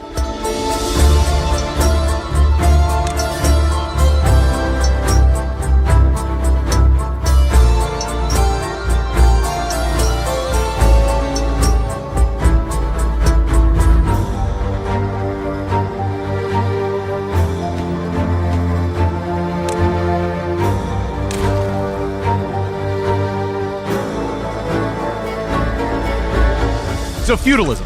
I guess it would be best to start with a working definition of the system we're going to kill. To try to be as broad and simple as possible, feudalism structured society around contractual relationships based on landholding. Land was granted by a hereditary aristocracy in exchange for obligations of military service or returns of food and goods, subdividing down to a local manor lord who controlled the actual lands worked by the peasants. Peasants were bound to the land and worked on it in exchange for protection by their local lords. All of society was bound by this system of obligations, allowing a relatively small group of nobles to accumulate vast wealth off the exploitation of primitive cultivation employed by the peasants. I mean, I feel like just through pop culture, we've all got a working understanding of feudalism, but what's actually important here? The peasants were fucked, constantly burdened by heavy tithes and taxes put on them, and the system of land distribution and military obligation bound the aristocracy together. I think it's partly difficult to convey this because it is an alien system to us, the free market system that is so deeply ingrained in us that it's difficult to conceive of a system that's not based off of profit and surplus value. What do you think, Matt? Well, the most vital fact of feudalism is that it's a collection of hierarchically arranged bilateral contractual relationships based on land tenure, and mostly the recognition of the states on the ground. Whoever has the power in a given area, sort of by definition, has been given consent to govern it. Right. And feudalism is just an arrangement of hierarchical concessions to reality that are all facilitated by an upward flow of tribute and a downward flow of military protection. Right. And it is labor exchanged for security up and down this chain of social power. Right. Classic feudalism, as we imagined it, was already in a deep crisis when the Black Death hit. The archetypal feudal subject was the serf, bound to the land and bound to provide some percentage of his surplus agricultural product to a lord who promised military protection. Serfdom arose after the collapse of the Roman slave economy as a way to manage a situation of cheap, abundant farmland with not enough people to farm it. Those military aristocratic families who possessed the ability to dominate the peasantry found compulsory servitude to be the only viable method of compelling the food production they depended on.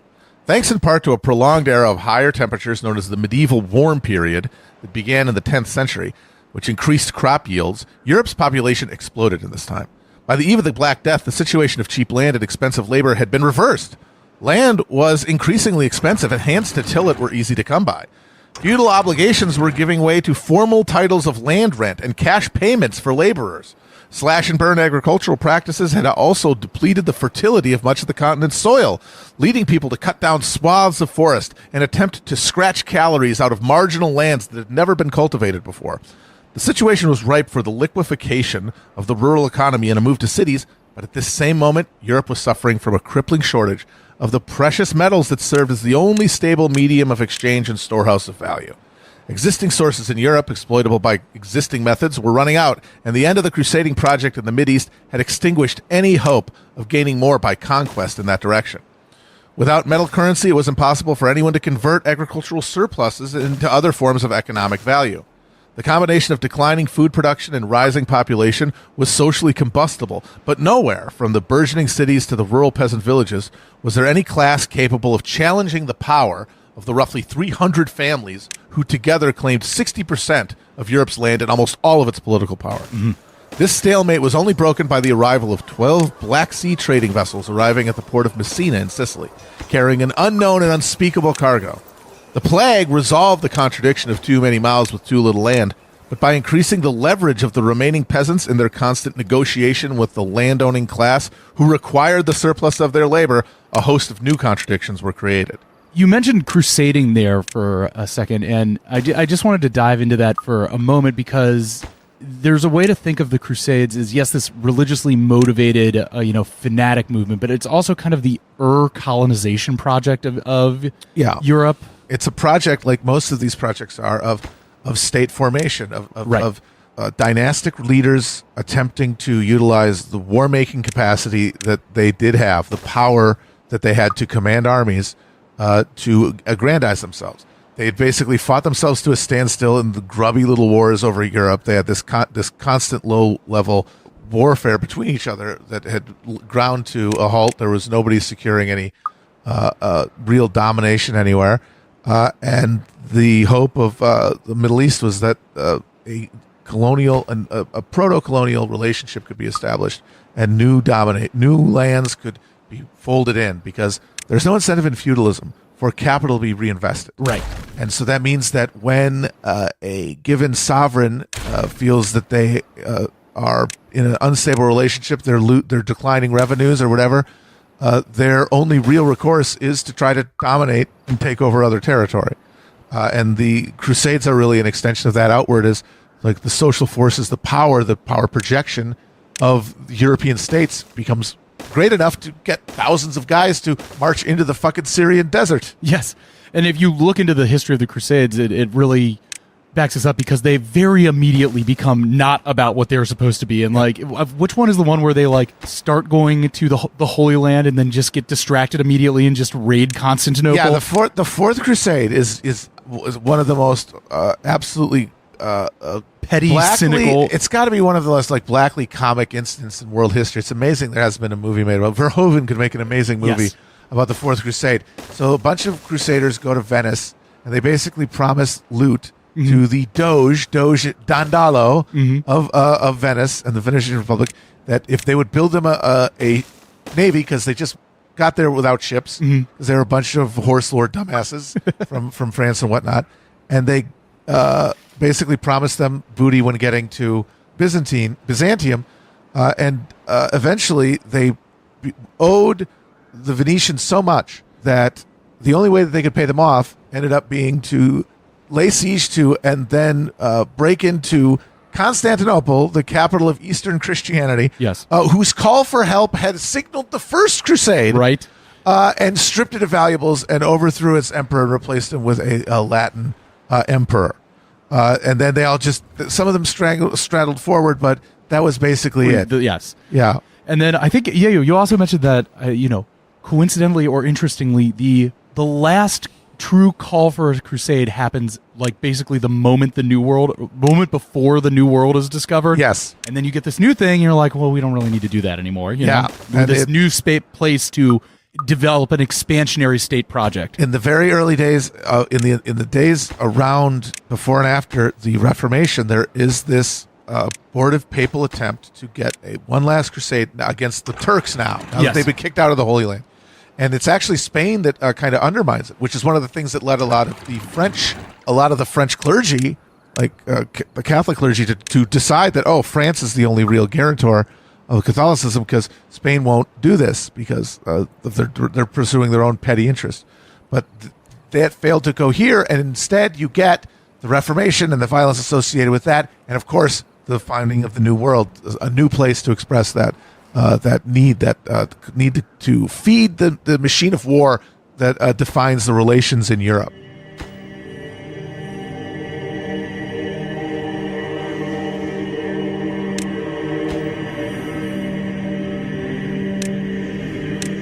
The old feudal order had resisted the centralized consolidation of power.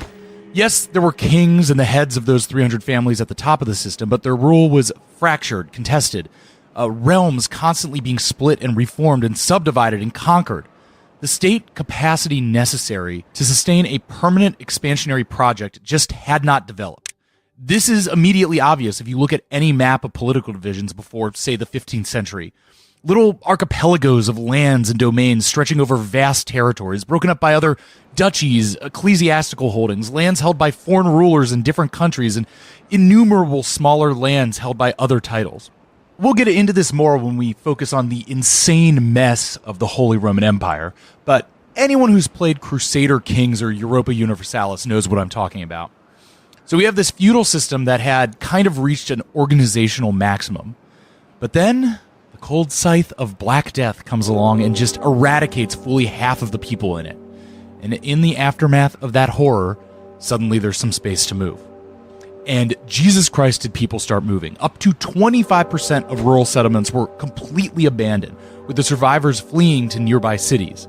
These newcomers bumped up against the existing urban guilds and political authorities.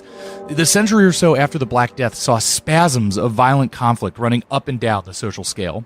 In the countryside, peasants were able to negotiate with their lords for better pay, fewer feudal labor obligations, or if they were tenants on the lord's land, a less burdensome rent.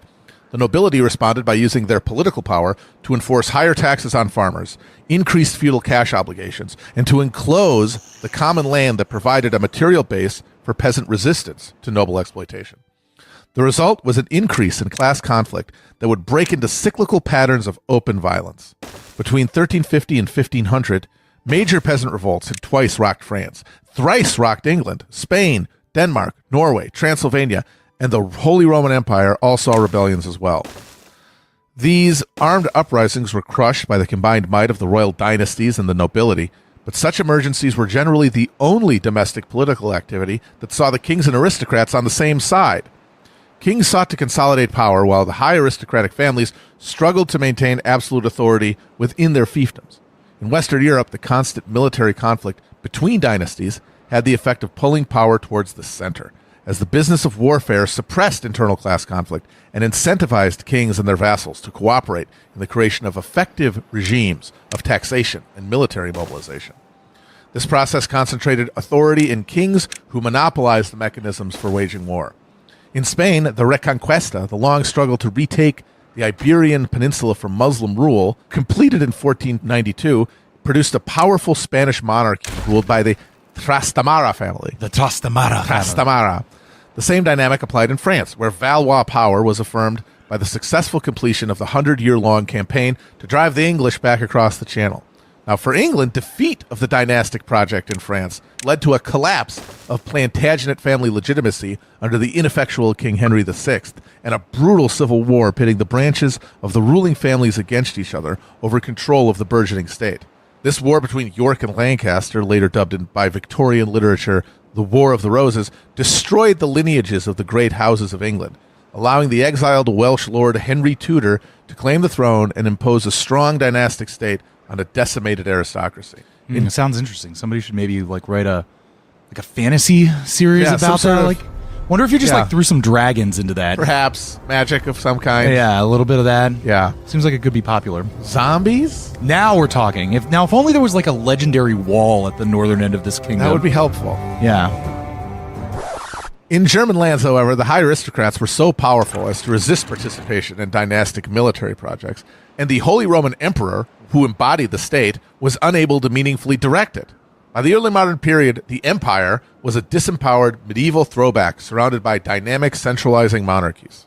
So we've got these dynasties in France and Spain that are gaining this territorial power and the ability to project authority, as I said. Mm-hmm. They have suborned the church in its own way into their aims. You've got, as we said, this tradition of a Gallic Catholic Church that starts really with the Avignon papacy in the Middle Ages, when the French king basically doesn't like the Pope and creates his own Pope that is seated in Avignon. We've got Pope at home. Yeah, and they persist there for centuries. It's a longer than you think. There are two popes it's for a long ass 100 time. years. It's a long ass time, and it establishes this French prerogative and control over high ecclesiastical offices.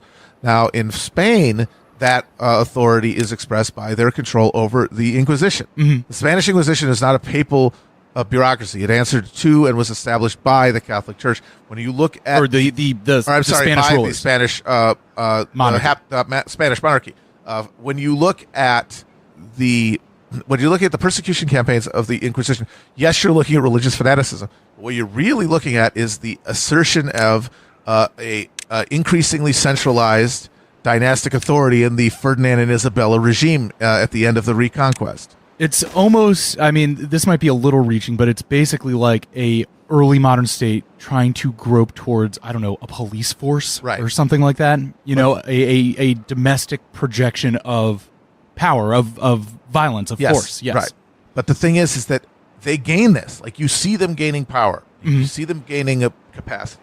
But there is this devil's bargain that they have to strike with local power, because the only way that they can project this exterior force is if they grant autonomy to local leaders. Because if you're fighting a war, you, at this low level of technological sophistication, cannot make anybody really do anything. Right. If the nobles don't want to send you taxes and they don't want to send you levies, then you don't get them. Especially if you've got a war to fight, you're not going to be able to fight them too. So you have to grant them control of local authority over the lands in their area. And then, they will send you tribute willingly. They will send you arms and they will support you. But it is at the cost of that assumption. And that's okay for a while. The conflict is latent until the state gets strong enough that in order to get stronger, it must increase the efficiency of the system, which has to come at the expense of local control.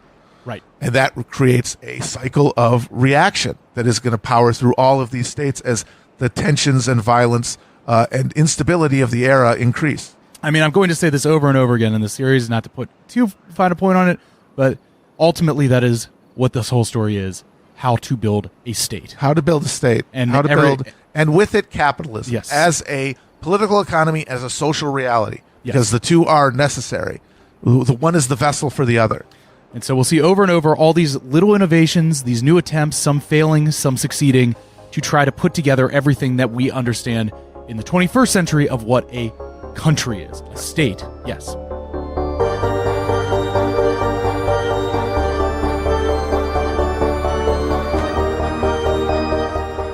It's through this period that we see the rise and consolidation of one of the great houses of Europe, the line that will be the focus of the next part of our series. Some of the greatest to ever do it, one of the most prominent families in European history with the jaws to match. Give it up for the Habsburg dynasty. Air horn. Starting from a line of minor counts in Switzerland, the Habsburgs, through marriage and strategic alliances, slowly expanded their domains over centuries to the east, gaining dynastic control of Austria in the 13th century and south towards Italy in the 14th. Throughout their rise, the Habsburgs gained from conquest and domination, as well as strategic marriage and inheritance, but also from the sheer luck of outlasting their competition, placing heirs in lines of succession that they could have easily been passed over in, until everyone else fortunately died before them, leaving the Habsburg heirs holding the bag. It's kind of like a game of musical thrones, but instead of waiting for the music to stop, you're just waiting for all your uncles to die. So the line split for a time in the 1300s and 1400s, but in 1452, Frederick III gains the Pope's favor and was crowned Holy Roman Emperor, beginning a centuries-long Habsburg domination of that position. In 1477, Frederick's son Maximilian was married to the Duke of Burgundy's daughter, giving Habsburgs control of the Low Countries, the Netherlands and Flanders. Maximilian's son Philip was married to Joanna of Castile in 1497, giving Habsburg control of Spain with effective control of Naples and southern Italy. And Maximilian was proclaimed Holy Roman Emperor in 1508. Again, if you're a Crusader Kings fan, this is just an insane run of impressive dynastic consolidation. So dynasties are the forerunners of the modern state. These self-contained, immortal political units with their own mythic origin stories, their own values and collective interests and cultures and means of pursuing goals. The Habsburgs had their own storied family history, complete with ancient documents that showed them to be the direct descendants of the Caesars of Rome. In truth, the family had risen to prominence from minor noble origins thanks to their control of Alpine toll roads. Dynastic wealth was not based on economic productivity, but by ability to extract rent through the monopolization of violence. Thanks to that money, the Habsburgs could afford the cost of having those documents forged and eventually adopt as a symbol the letters AEIOU, which had several meanings, the most important of which was, in Latin, Austria is destined to rule the world. Another saying of the era was more accurate. Let others fight. You, happy Austria, marry. Nothing that the Habsburg family did mattered more to their eventual rise to European preeminence than their robust fertility. When the first Habsburg bought his way onto the throne of the Holy Roman Empire, he solidified Habsburg influence by securing marriages to every secular electoral family. This process of consolidation was eventually embodied in the person of Emperor Maximilian. His marriage to the daughter of the Duke of Burgundy and the subsequent marriages of his children to the Trastamara family of Spain gave Maximilian the chance to affirm the grandeur of his name for all of Europe. Unfortunately, the system that allowed a single man to amass such a massive amount of territorial power didn't select for ability, intelligence, or vision, just familial lineage. The churn of noble DNA had thrown up to the position of ruler of Austria, the Low Countries, and Holy Roman Emperor a himbo. Maximilian tried with all his might to fulfill the potential of his titles, but his military campaigns against the French in Italy and Provence failed, leaving him deeply in debt and forced to make concessions to the princes of the empire. Near the end of his life, he made peace with his own failures, instead resting his hopes for ultimate Habsburg ascendancy on the narrow shoulders of his grandson.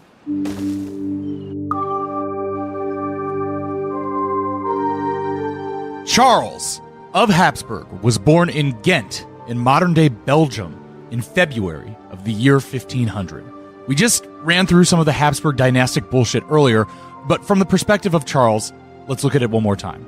His paternal grandparents were Maximilian I, Holy Roman Emperor, and Mary of Burgundy, through whom the Habsburgs had gained control of the Low Countries. His maternal grandparents were Ferdinand of Aragon and Isabella of Castile. You know, the folks who unified the Spanish crown, funded Columbus, and began the transatlantic Spanish Empire. Charles was the son of their daughter Joanna and Philip, and as such became the Archduke of Austria, the King of Aragon and Castile, and the Duke of Burgundy by birthright. So in Charles we have the one Habsburg who now unifies all these realms, from Hungary to Portugal. Oh, and also, yeah, Naples is in there. I keep forgetting that the Naples and Sicily are their own little kingdom. Tucker down there, yeah, like, hey, we're around too. We also see in his accumulation of these realms the same combination of strategy and luck the Habsburgs have been riding for a few centuries. He was the child of Joanna, Queen of Aragon and Castile, but she was only the third child of Ferdinand and Isabella. Luckily for Chuck, Joanna's older brother and sister both conveniently kicked the bucket in 1498. With the death of Philip, Joanna conveniently went mad.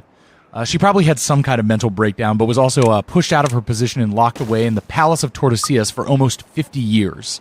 Similarly, with the Holy Roman Empire, Charles was able to leverage his German origin through the Low Countries in Austria, along with separate machinations from Pope Leo, to play France and Habsburgs off each other to secure an uncertain election to the emperor and become Charles V. For his election, we can thank Grandpappy Max, who borrowed huge sums of money from the aforementioned Fugger family of merchant bankers to persuade the electors to choose Charles over King Francis I of France and King Henry VIII of England to be the emperor of the Holy Roman Empire.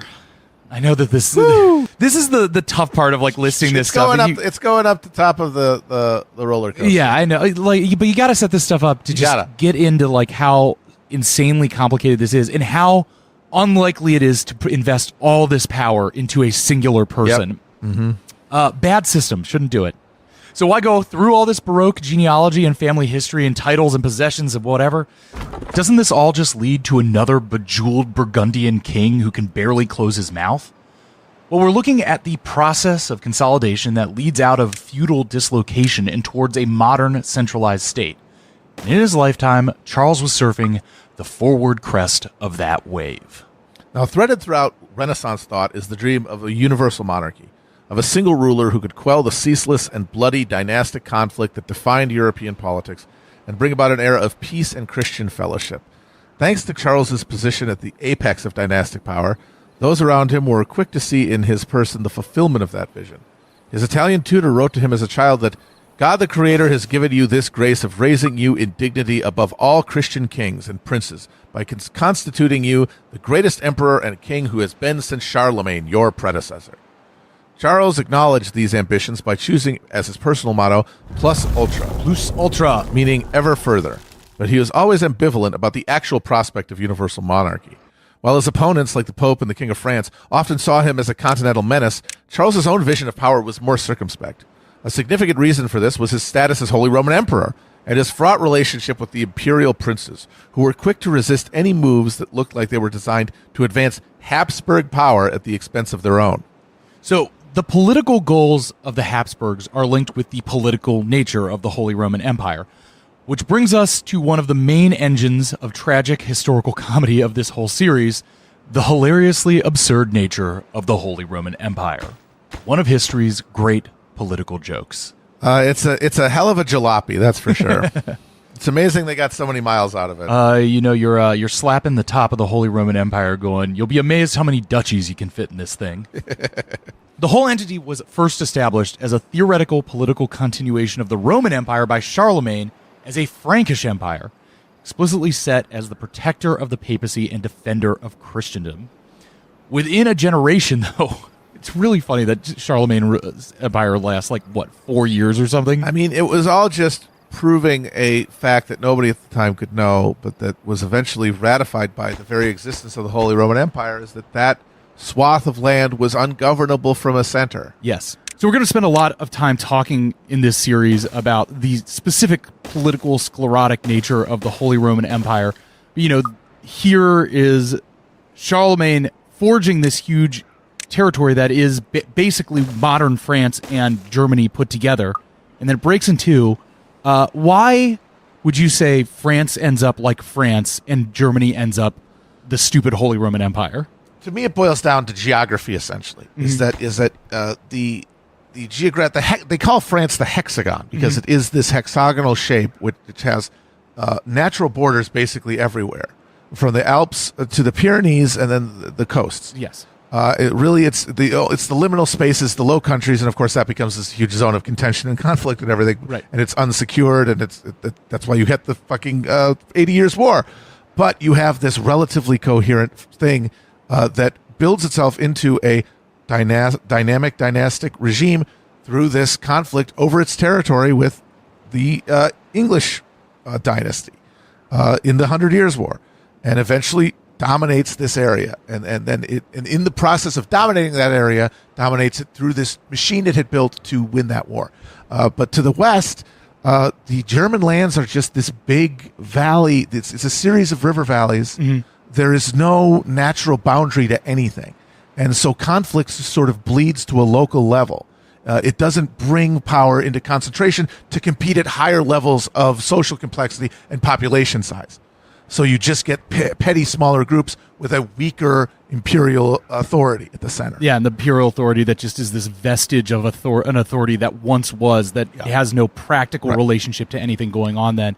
And we were just talking about before we started recording what the technical difference between a landgrave and a margrave is. Yes, I don't know if we've talked about this. I don't think we have not on the show. So a landgrave is essentially a count. He's a feudally recognized lord over a parcel of land. He's got legal rights there. He's got feudatory rights. And then the margrave is a marcher lord, as in a military commander of a border area. One of the emperor's police officers, basically, of these little zones, because you need those because these are literally disputed areas. And over time, those just calcified into these hereditary dynasties that drew feudal rents, basically, and then waged war and waged politics and did the Reformation in the pursuit of those interests.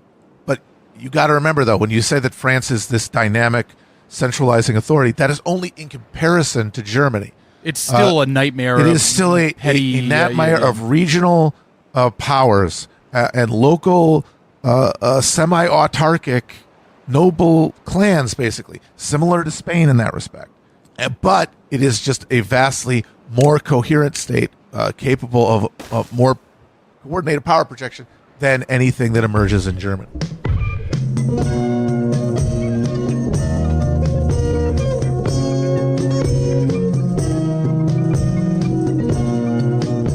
So within a generation of Charlemagne, this great legendary king uniting all this stuff, it was split apart and then later reunited many times over. The geographic center of the empire moved east as the Frankish lands to the west became the Kingdom of France. The emperor's extremely weak authority had spiraled over the next several centuries, resulting in the pool of smaller authorities fragmenting the empire. To begin, and this is from C.V. Wedgwood here, who is a major source for this series. Her 30 Years War book is basically the Bible. So I want to shout her out now because we'll be borrowing liberally from her work throughout this. Quote, foreign rulers held fiefs within the empire. The king of Denmark was the Duke of Holstein, and the great and scattered estates which made up the whole section of the empire known as the Burgundian Circle were virtually independent under the king of Spain. Direct vassals of the emperor, such as the Elector of Brandenburg, held lands outside the empire and independent of imperial authority.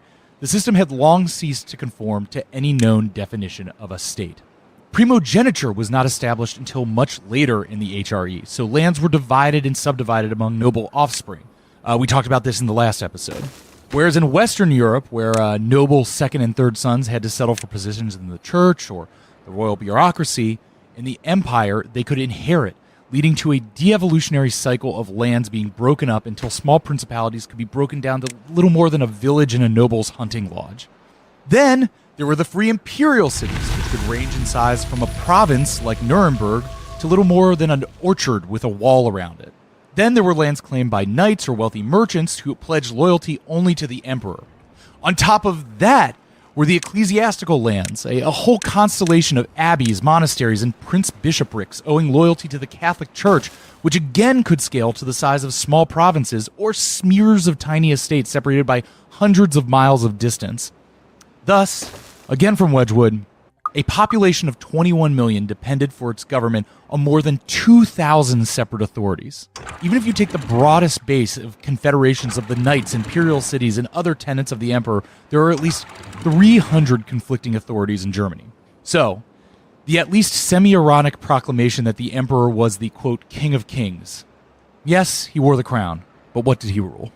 The Holy Roman Empire was defined by the inability to centralize institutions of authority, to cohere and assert power.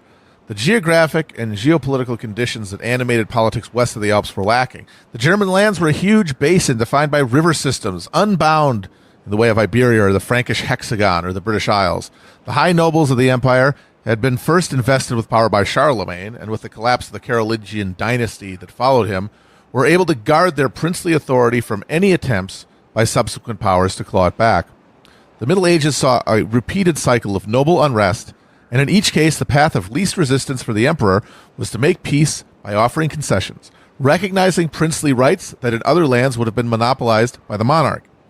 These concessions were always put on paper, meaning that Germany boasted the most developed constitutional structure and body of legal theory of any European polity. Literacy at this point was a technology of elite power projection and negotiation. Princes of the empire had the right to administer justice, collect taxes, even mint currency on their own lands.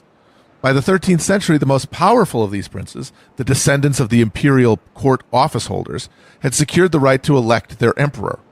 The three ecclesiastical emperors were the Archbishop of Maine, Cologne, and Trier. The secular ones were the Count Palatine of the west, the Duke of Saxony in the east, and the Margrave of Brandenburg in the north. It's funny that even within this electoral thing, it's three different titles of people. It's like a prince and a margrave. We got a duke, we got a margrave, we got a count. Yeah, a count, a margrave, and a duke walk into a bar. Yeah. A count, a duke, and a margrave walk into the Erfurt latrine. But later, the Duke of Bohemia was added to complete the seven. The authority of these seven electors to choose the emperor was codified, along with all the other rights and privileges of the German nobility, in the Golden Bull of 1356. Again, great name for a document. While this structure left the emperor weak, it also allowed the aristocracy, as prone to feuding amongst each other over land and power as anywhere else, more likely to pursue their conflicts through the various imperial courts and parliaments than through open violence. The emperor's most vital function was to serve as the impartial arbiter of these sort of disputes. It's also funny that at imperial elections, it was customary for the newly elected emperor to read out loud this entire centuries in the making collection of rules, privileges, and codified hierarchies, which could apparently take hours. Certainly a snooze fest for all involved, but I can imagine it as one little humiliation to prove who the emperor really worked for. Yeah, you just got to make him shake it a little bit. Yeah, they should. The president should have to read the Constitution at the. Absolutely, you should have to do it while clapping cheeks. Emperor Maximilian made his play for greater leverage over the estates of the empire, but ended up deeply in debt to German bankers and forced to make further concessions to the estates instead. While other European dynasties were consolidating power through central administration, the empire established a system of independent administrative circles called creases. The imperial parliament was rechristened the Reichstag, competing imperial and regional court systems were introduced, all of this leaving Charles V to inherit a composite empire which contained in Spain one of the most powerful centralized dynastic states, and in the Holy Roman Empire something that couldn't be called a state at all. So then by 1519, we've got the setup for this fascinating conflict. Charles V was now at the top of one of the largest, most powerful dynastic political entities Europe had seen since Charlemagne 700 years earlier, but at its center, his top title, Emperor, he's got this hilariously ramshackle domain in the Holy Roman Empire, divided among 2,000 little noble demons all nipping at him for more control, more autonomy, more privileges. And into that mix, you have the absolute boy from episode 1, Martin Luther, detonating the nuclear bomb of Reformation into the heart of Charles's domain. If you remember from the last episode, Charles condemns Luther as an outlaw at the Diet of Worms in 1521, but lets him go, after which he is conveniently kidnapped into the protection of Frederick the Wise of Saxony. Luther and Protestantism then spread among the princes of Germany, becoming the ideological wedge through which they assert independence from Charles, the great defender of Catholicism. Matt, do you have any perspective on this from Charles's point of view? Well, Charles had, to put it mildly, a different relationship to the Catholic Church than Martin Luther did. Not only was he schooled from birth by high officials within the church, the concept of universal monarchy that swirled around him was meaningless without the complementary concept of a universal church. Luther's insistence on his individual prerogative to challenge centuries of church teachings made the prospect of continental harmony impossible. Charles's reply to Luther's heartfelt theological dissent at Worms was to proclaim that a single monk must err if his opinion is contrary to all that of Christendom. Who do you think honestly, you are, dude? That's kind of a good argument. Yes. I mean, that's not a bad point, Charles. But Charles was no intellectual, but we'll get into this, but he's kind of a drip of a character, but I kind of like the element that comes through of him of just like exasperation of like, what am I supposed to do with this? He took from a young age seriously this mantle and obligation as like a thing to organize himself around, but he was just never that really into any of it. Yeah. And that's kind of poignant. It's like being one of the most powerful people in world history, but then just kind of going through it like it's a day job. Yeah, just getting dragged around from siege to siege, getting bigger and bigger hemorrhoids. Yeah. And accomplishing absolutely nothing. And then you got this world-class thinker throwing all these arguments at you, and you're like, come on, man. I've got an empire to How run. about we calm down a little bit? Yes.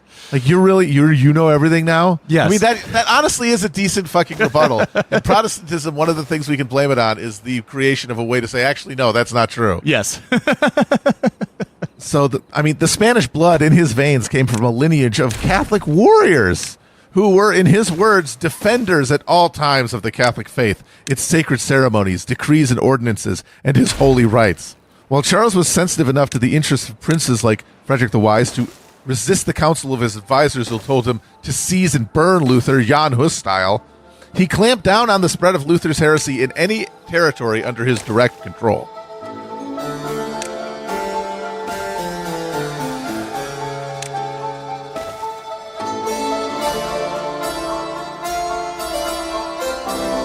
So all during this time that Charles is struggling against the Reformation in Germany, he's also fighting a protracted and bloody series of conflicts for control over Italy, attempting to expand Habsburg imperial domination into the Italian peninsula. Where a ton of the money was. This is where the early trade networks of medieval Europe were built. The early fortunes, the early commercial fortunes are built. And this conflict over those resources is part of why that center of gravity shifts northward to the Rhineland and to the Low Countries, because it is essentially destroyed in this contest. This will become more important later, but one of the critical geographic formations here is known as the Habsburg Road. That's literally the Spanish Road. The Spanish Road is like a series of passes that basically directs money upwards from the Italian peninsula up through the Alps and into the Low Countries. And also provides the key transportation infrastructure for sending troops from Spanish garrisons in Spain and in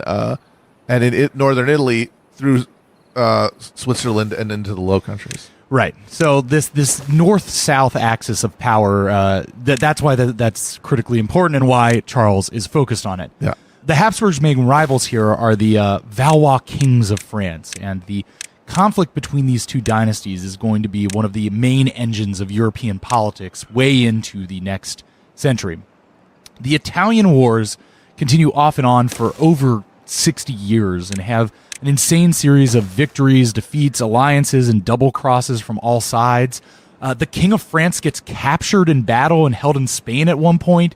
The popes switch sides back and forth between the Habsburgs and the French at various points in order to check the ambitions of one or the other. Rome is sacked by a bunch of delinquent German mercenaries running out of control under Charles V. Even the Ottomans under King Suleiman the Magnificent get involved and work with the French in one of the first crossover Christian-Muslim alliances in European history. Legendary collab. Yeah, legendary collab. Valois x Suleiman. So the reason that becomes the terrain of conflict in this period is that the Italian city-states were the most economically dynamic part of Europe. They were the key nodes in a rich east-west trading network that went from the Silk Road to the North Sea.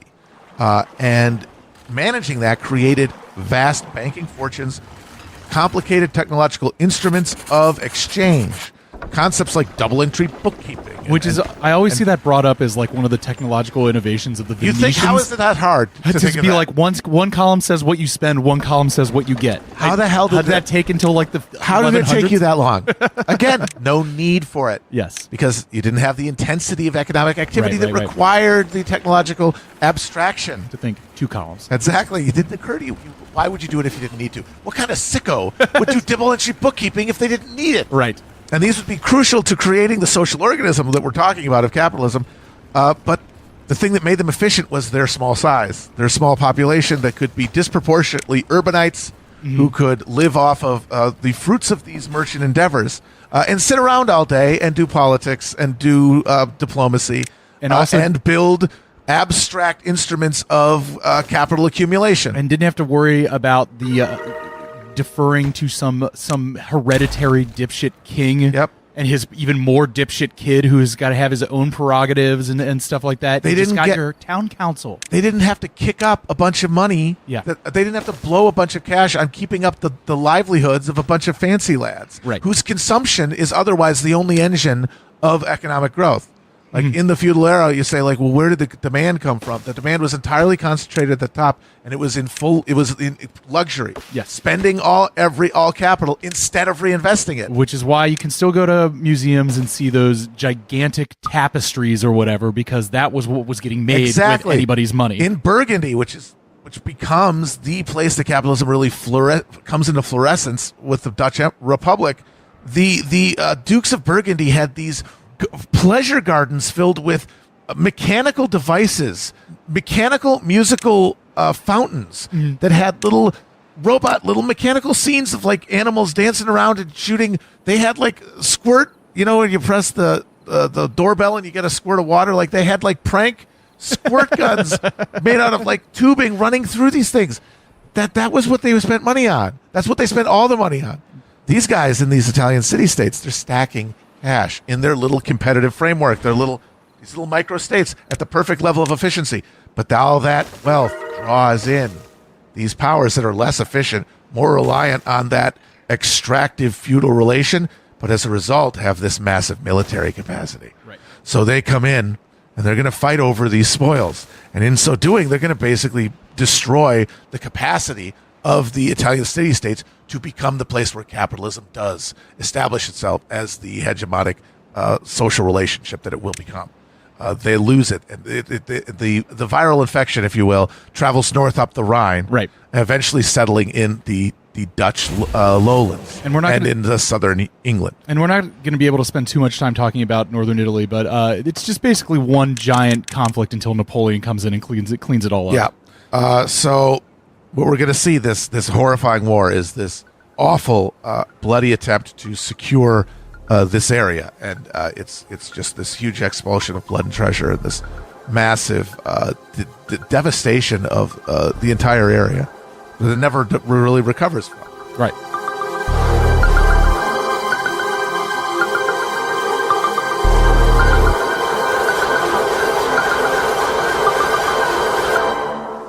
During the course of his rule, Charles V fought in Germany, in Spain, in France, Hungary, and the Balkans, in North Africa. He had forces in North and South America, but the place he fought longest and hardest was in Italy. The Italian Wars, in which Charles pressed Habsburg hereditary claims to territories in northern Italy and Naples against the French crown and occasionally the papacy, were the axis around which the entire Habsburg dynastic state turned. Silver extracted from the earth at gunpoint from the New World and by feudal right in Europe went to pay for a war that gripped Italy in 60 years of spasmodic violence.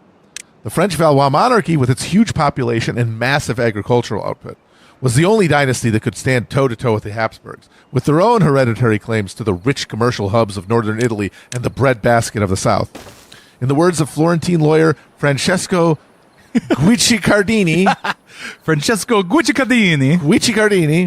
the results were a flame, a pestilence which has entered Italy. By war's end, he observed they had overturned states and their forms of government, as well as their ways of making war. Both dynasties, allied to ever-shifting coalitions of Italian princes, including the Pope, paid for bigger and bigger mercenary armies to rampage across the peninsula.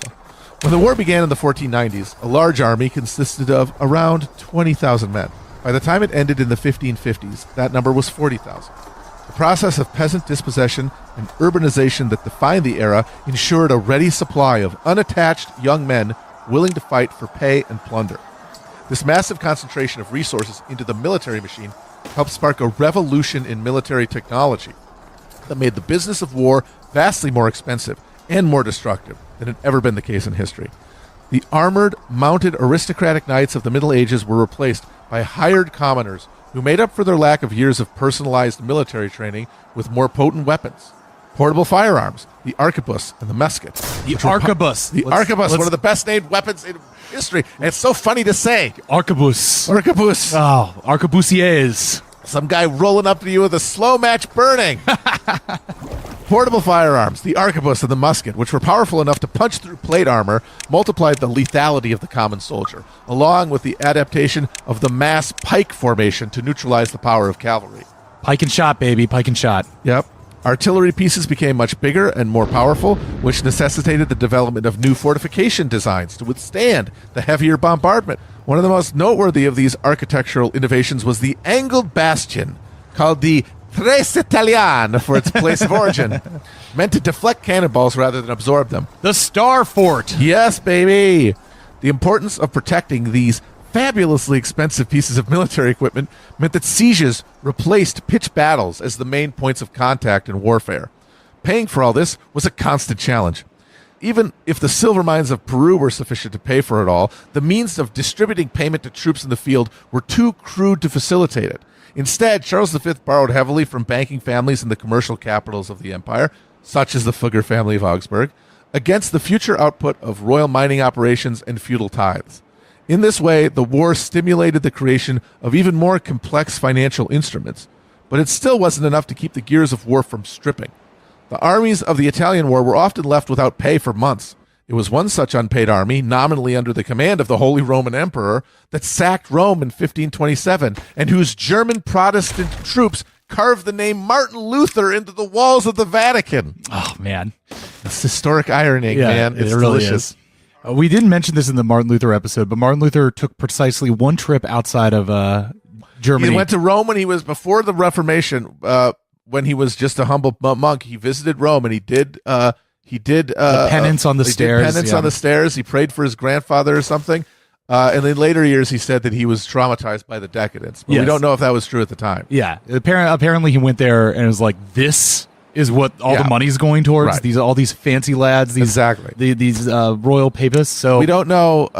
We have no idea how much he was thinking of it in those terms at the time. But I think it's suffice to say he probably didn't have a great time. Since then- he fled back to Italy and Germany and and stayed then there never his whole left. life. Yes, exactly. And then 20 or 30 years later, there are a bunch of German mercenaries carving his name into the walls there. Unbelievable.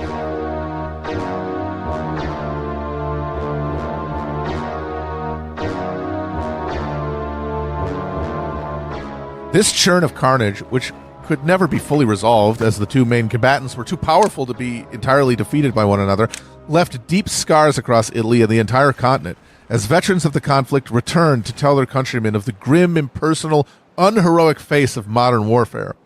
The heroic narrative of chivalric combat that had been crucial in affirming the legitimacy of the feudal system was drowned out in the crash of cannon fire. The surgeon to the French forces besieged by the Habsburgs at the castle of Hedon in 1553 described the horror of an artillery bombardment thusly. Now, through the diabolical tempest of the echo from these thundering instruments, and by the great and vehement agitation of the collision of the air resounding and reverberating in the wounds of the hurt people, diverse died, and others because they could not rest by reason of the groans and cries that they made night and day, and also for want of good nourishment and other good usage necessary for wounded people. In such conditions, the fantasies of virtuous warfare that had sustained the military aristocracy of high feudalism could not be sustained. The 1577 birthday festivities of Danish King Christian IV had no tournaments or jousts. No tournaments None. or jousts? Canceled. At his birthday? At his frickin' B-Day. According to theologian Erasmus Laetus, that was because chivalry was dead. And most things are decided through dissimulation and cunning. And when guns are appreciated above all other weapons, physical strength and military prowess have by nature lost all their former luster, since the bravest, strongest, and most forceful men are torn away from this wretched world in their early youth, if not childhood. Only few opportunities are provided to show bravery when weapons have become no more than a shortcut to crime. War no longer revealed virtue. It destroyed it. We might get into this later, that, you know, the 20th century, the two world wars are often thought of in some ways as a second 30 years Indeed, war. yes. And, you know, this crisis of the 20th century, of the death of any kind of heroism or virtue. But again, they're talking about this stuff in the 1400s. It's cycles. Like we're seeing the emergence of a conception of the self that is brought into critical continent-wide crisis over and over again, generally by changing material conditions. Right. The overall cultural effect of the Italian wars was to hasten the general sense of disillusionment with institutions that marked this era of accelerating class and social conflict. The emperor claimed to be the protector of the one true Catholic Church, while his troops stabled horses in St. Peter's Basilica. The French king, who also claimed the mandate of Charlemagne, allied with the infidel Turk, who threatened to overwhelm the continent and snuff out Christianity entirely.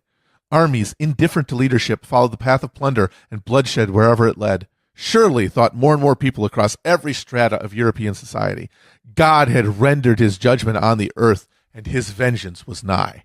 The Italian wars definitely sound like their own version of hell on earth, but it is really, this is the dress rehearsal for, Indeed, for the next century of conflict. It builds the conflict. capacities that are unleashed continent-wide. Yeah, this is really more than the birth of a new thing. It is the death of a former type of war and capacity, and then the next version of it will be the even more destructive version of it. And as in all cases, it will be wielded by people who do not understand the destructive capacity of the thing that they are working with. Yes, exactly.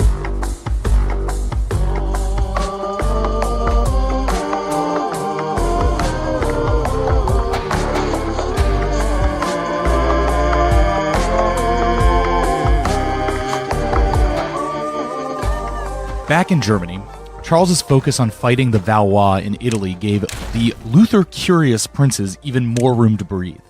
The rapid spread of Protestantism had given them another tool to check Habsburg power in renouncing papal authority, decoupling the Habsburgs' assumed role as defenders of Christendom from their temporal authority over the empire. Major figures like Philip I, the Landgrave of Hesse, or John Frederick, Elector Saxony, John Sausage, of course. Johnny Sausages. Johnny Sausages. Johnny Sausage. Elector Saxony. Hey, yes, Johnny Sausage. They pushed the Protestant cause into their regions. And, of course, there was another benefit to Protestantism. If you decide the Catholic Church has no temporal authority, hey, look at all these ecclesiastical lands in your realm that just became ungoverned. Folks, It's free real estate. it's free real estate. It's free real estate. So the Reformation is accompanied by a mass confiscation of lands. And remember, we're still operating off a system where land equals power.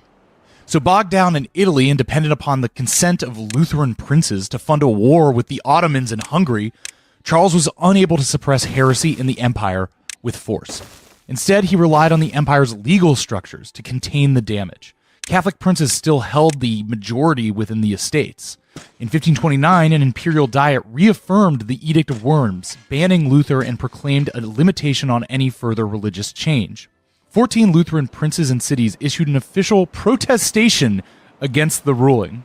It was clear to these Protestants. Do you get it? That's This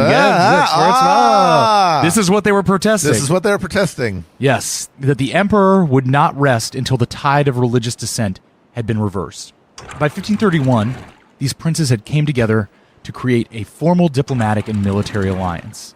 The delightfully named Schmalkaldic League. The Schmalkaldic League, named after the Thuringian town of, wait for it, Schmalkalden. Isn't it wonderful? We love Germany, don't we, folks? Yes, all these goofy unions. The Schmalkaldic League was anchored by Philip and Elector John Frederick. The league collected members of lesser principalities and eventually another elector when Frederick III of the Palatinate joined.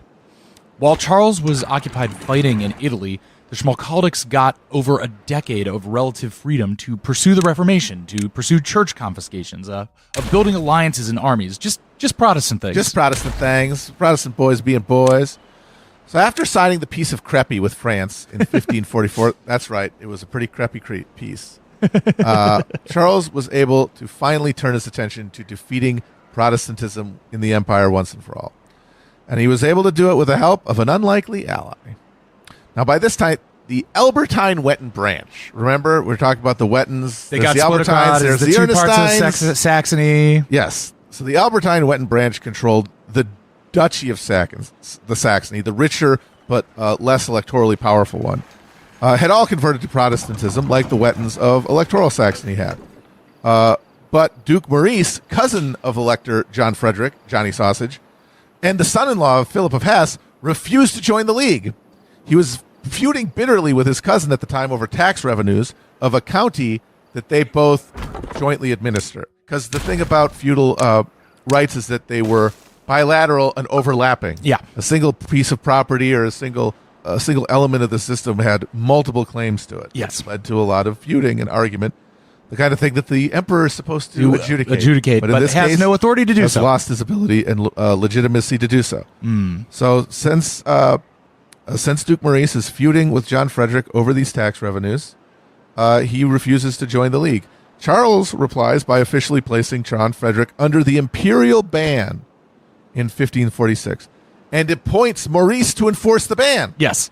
With the understanding that Maurice would claim John Frederick's title of elector as a reward. Now, after some wavering, Maurice eventually raises troops and, along with an imperial army under Charles and his brother Ferdinand, destroys the army of the Schmalkaldic League and his cousin at the Battle of Mulberg. Both Philip of Hesse and John Frederick of Saxony are taken prisoner. The Wittenberg printing press, which had been brought with the League army in the hopes of spreading the word of a Protestant victory, was confiscated. Notable reformers like Martin Bucer were forced to flee the empire for countries like England, taking the Reformation with them. Now, the most recalcitrant Protestants held out in the imperial city of Magdeburg, resisting an imperial siege for over a year, but elsewhere, Charles was finally free to impose a religious settlement. True to form, it wasn't a brutal reinstitution of Catholicism. Charles recognized that things had gone too far for that. His chief interest was in diffusing religious difference as a source of disunity within the empire. And again, it's more of this like Charles attitude of just like, come on, guys, He wants stability. just stop fighting. His eyes are on Italy. They've been in Italy the whole time. This is just a brush fire that he would like to put out.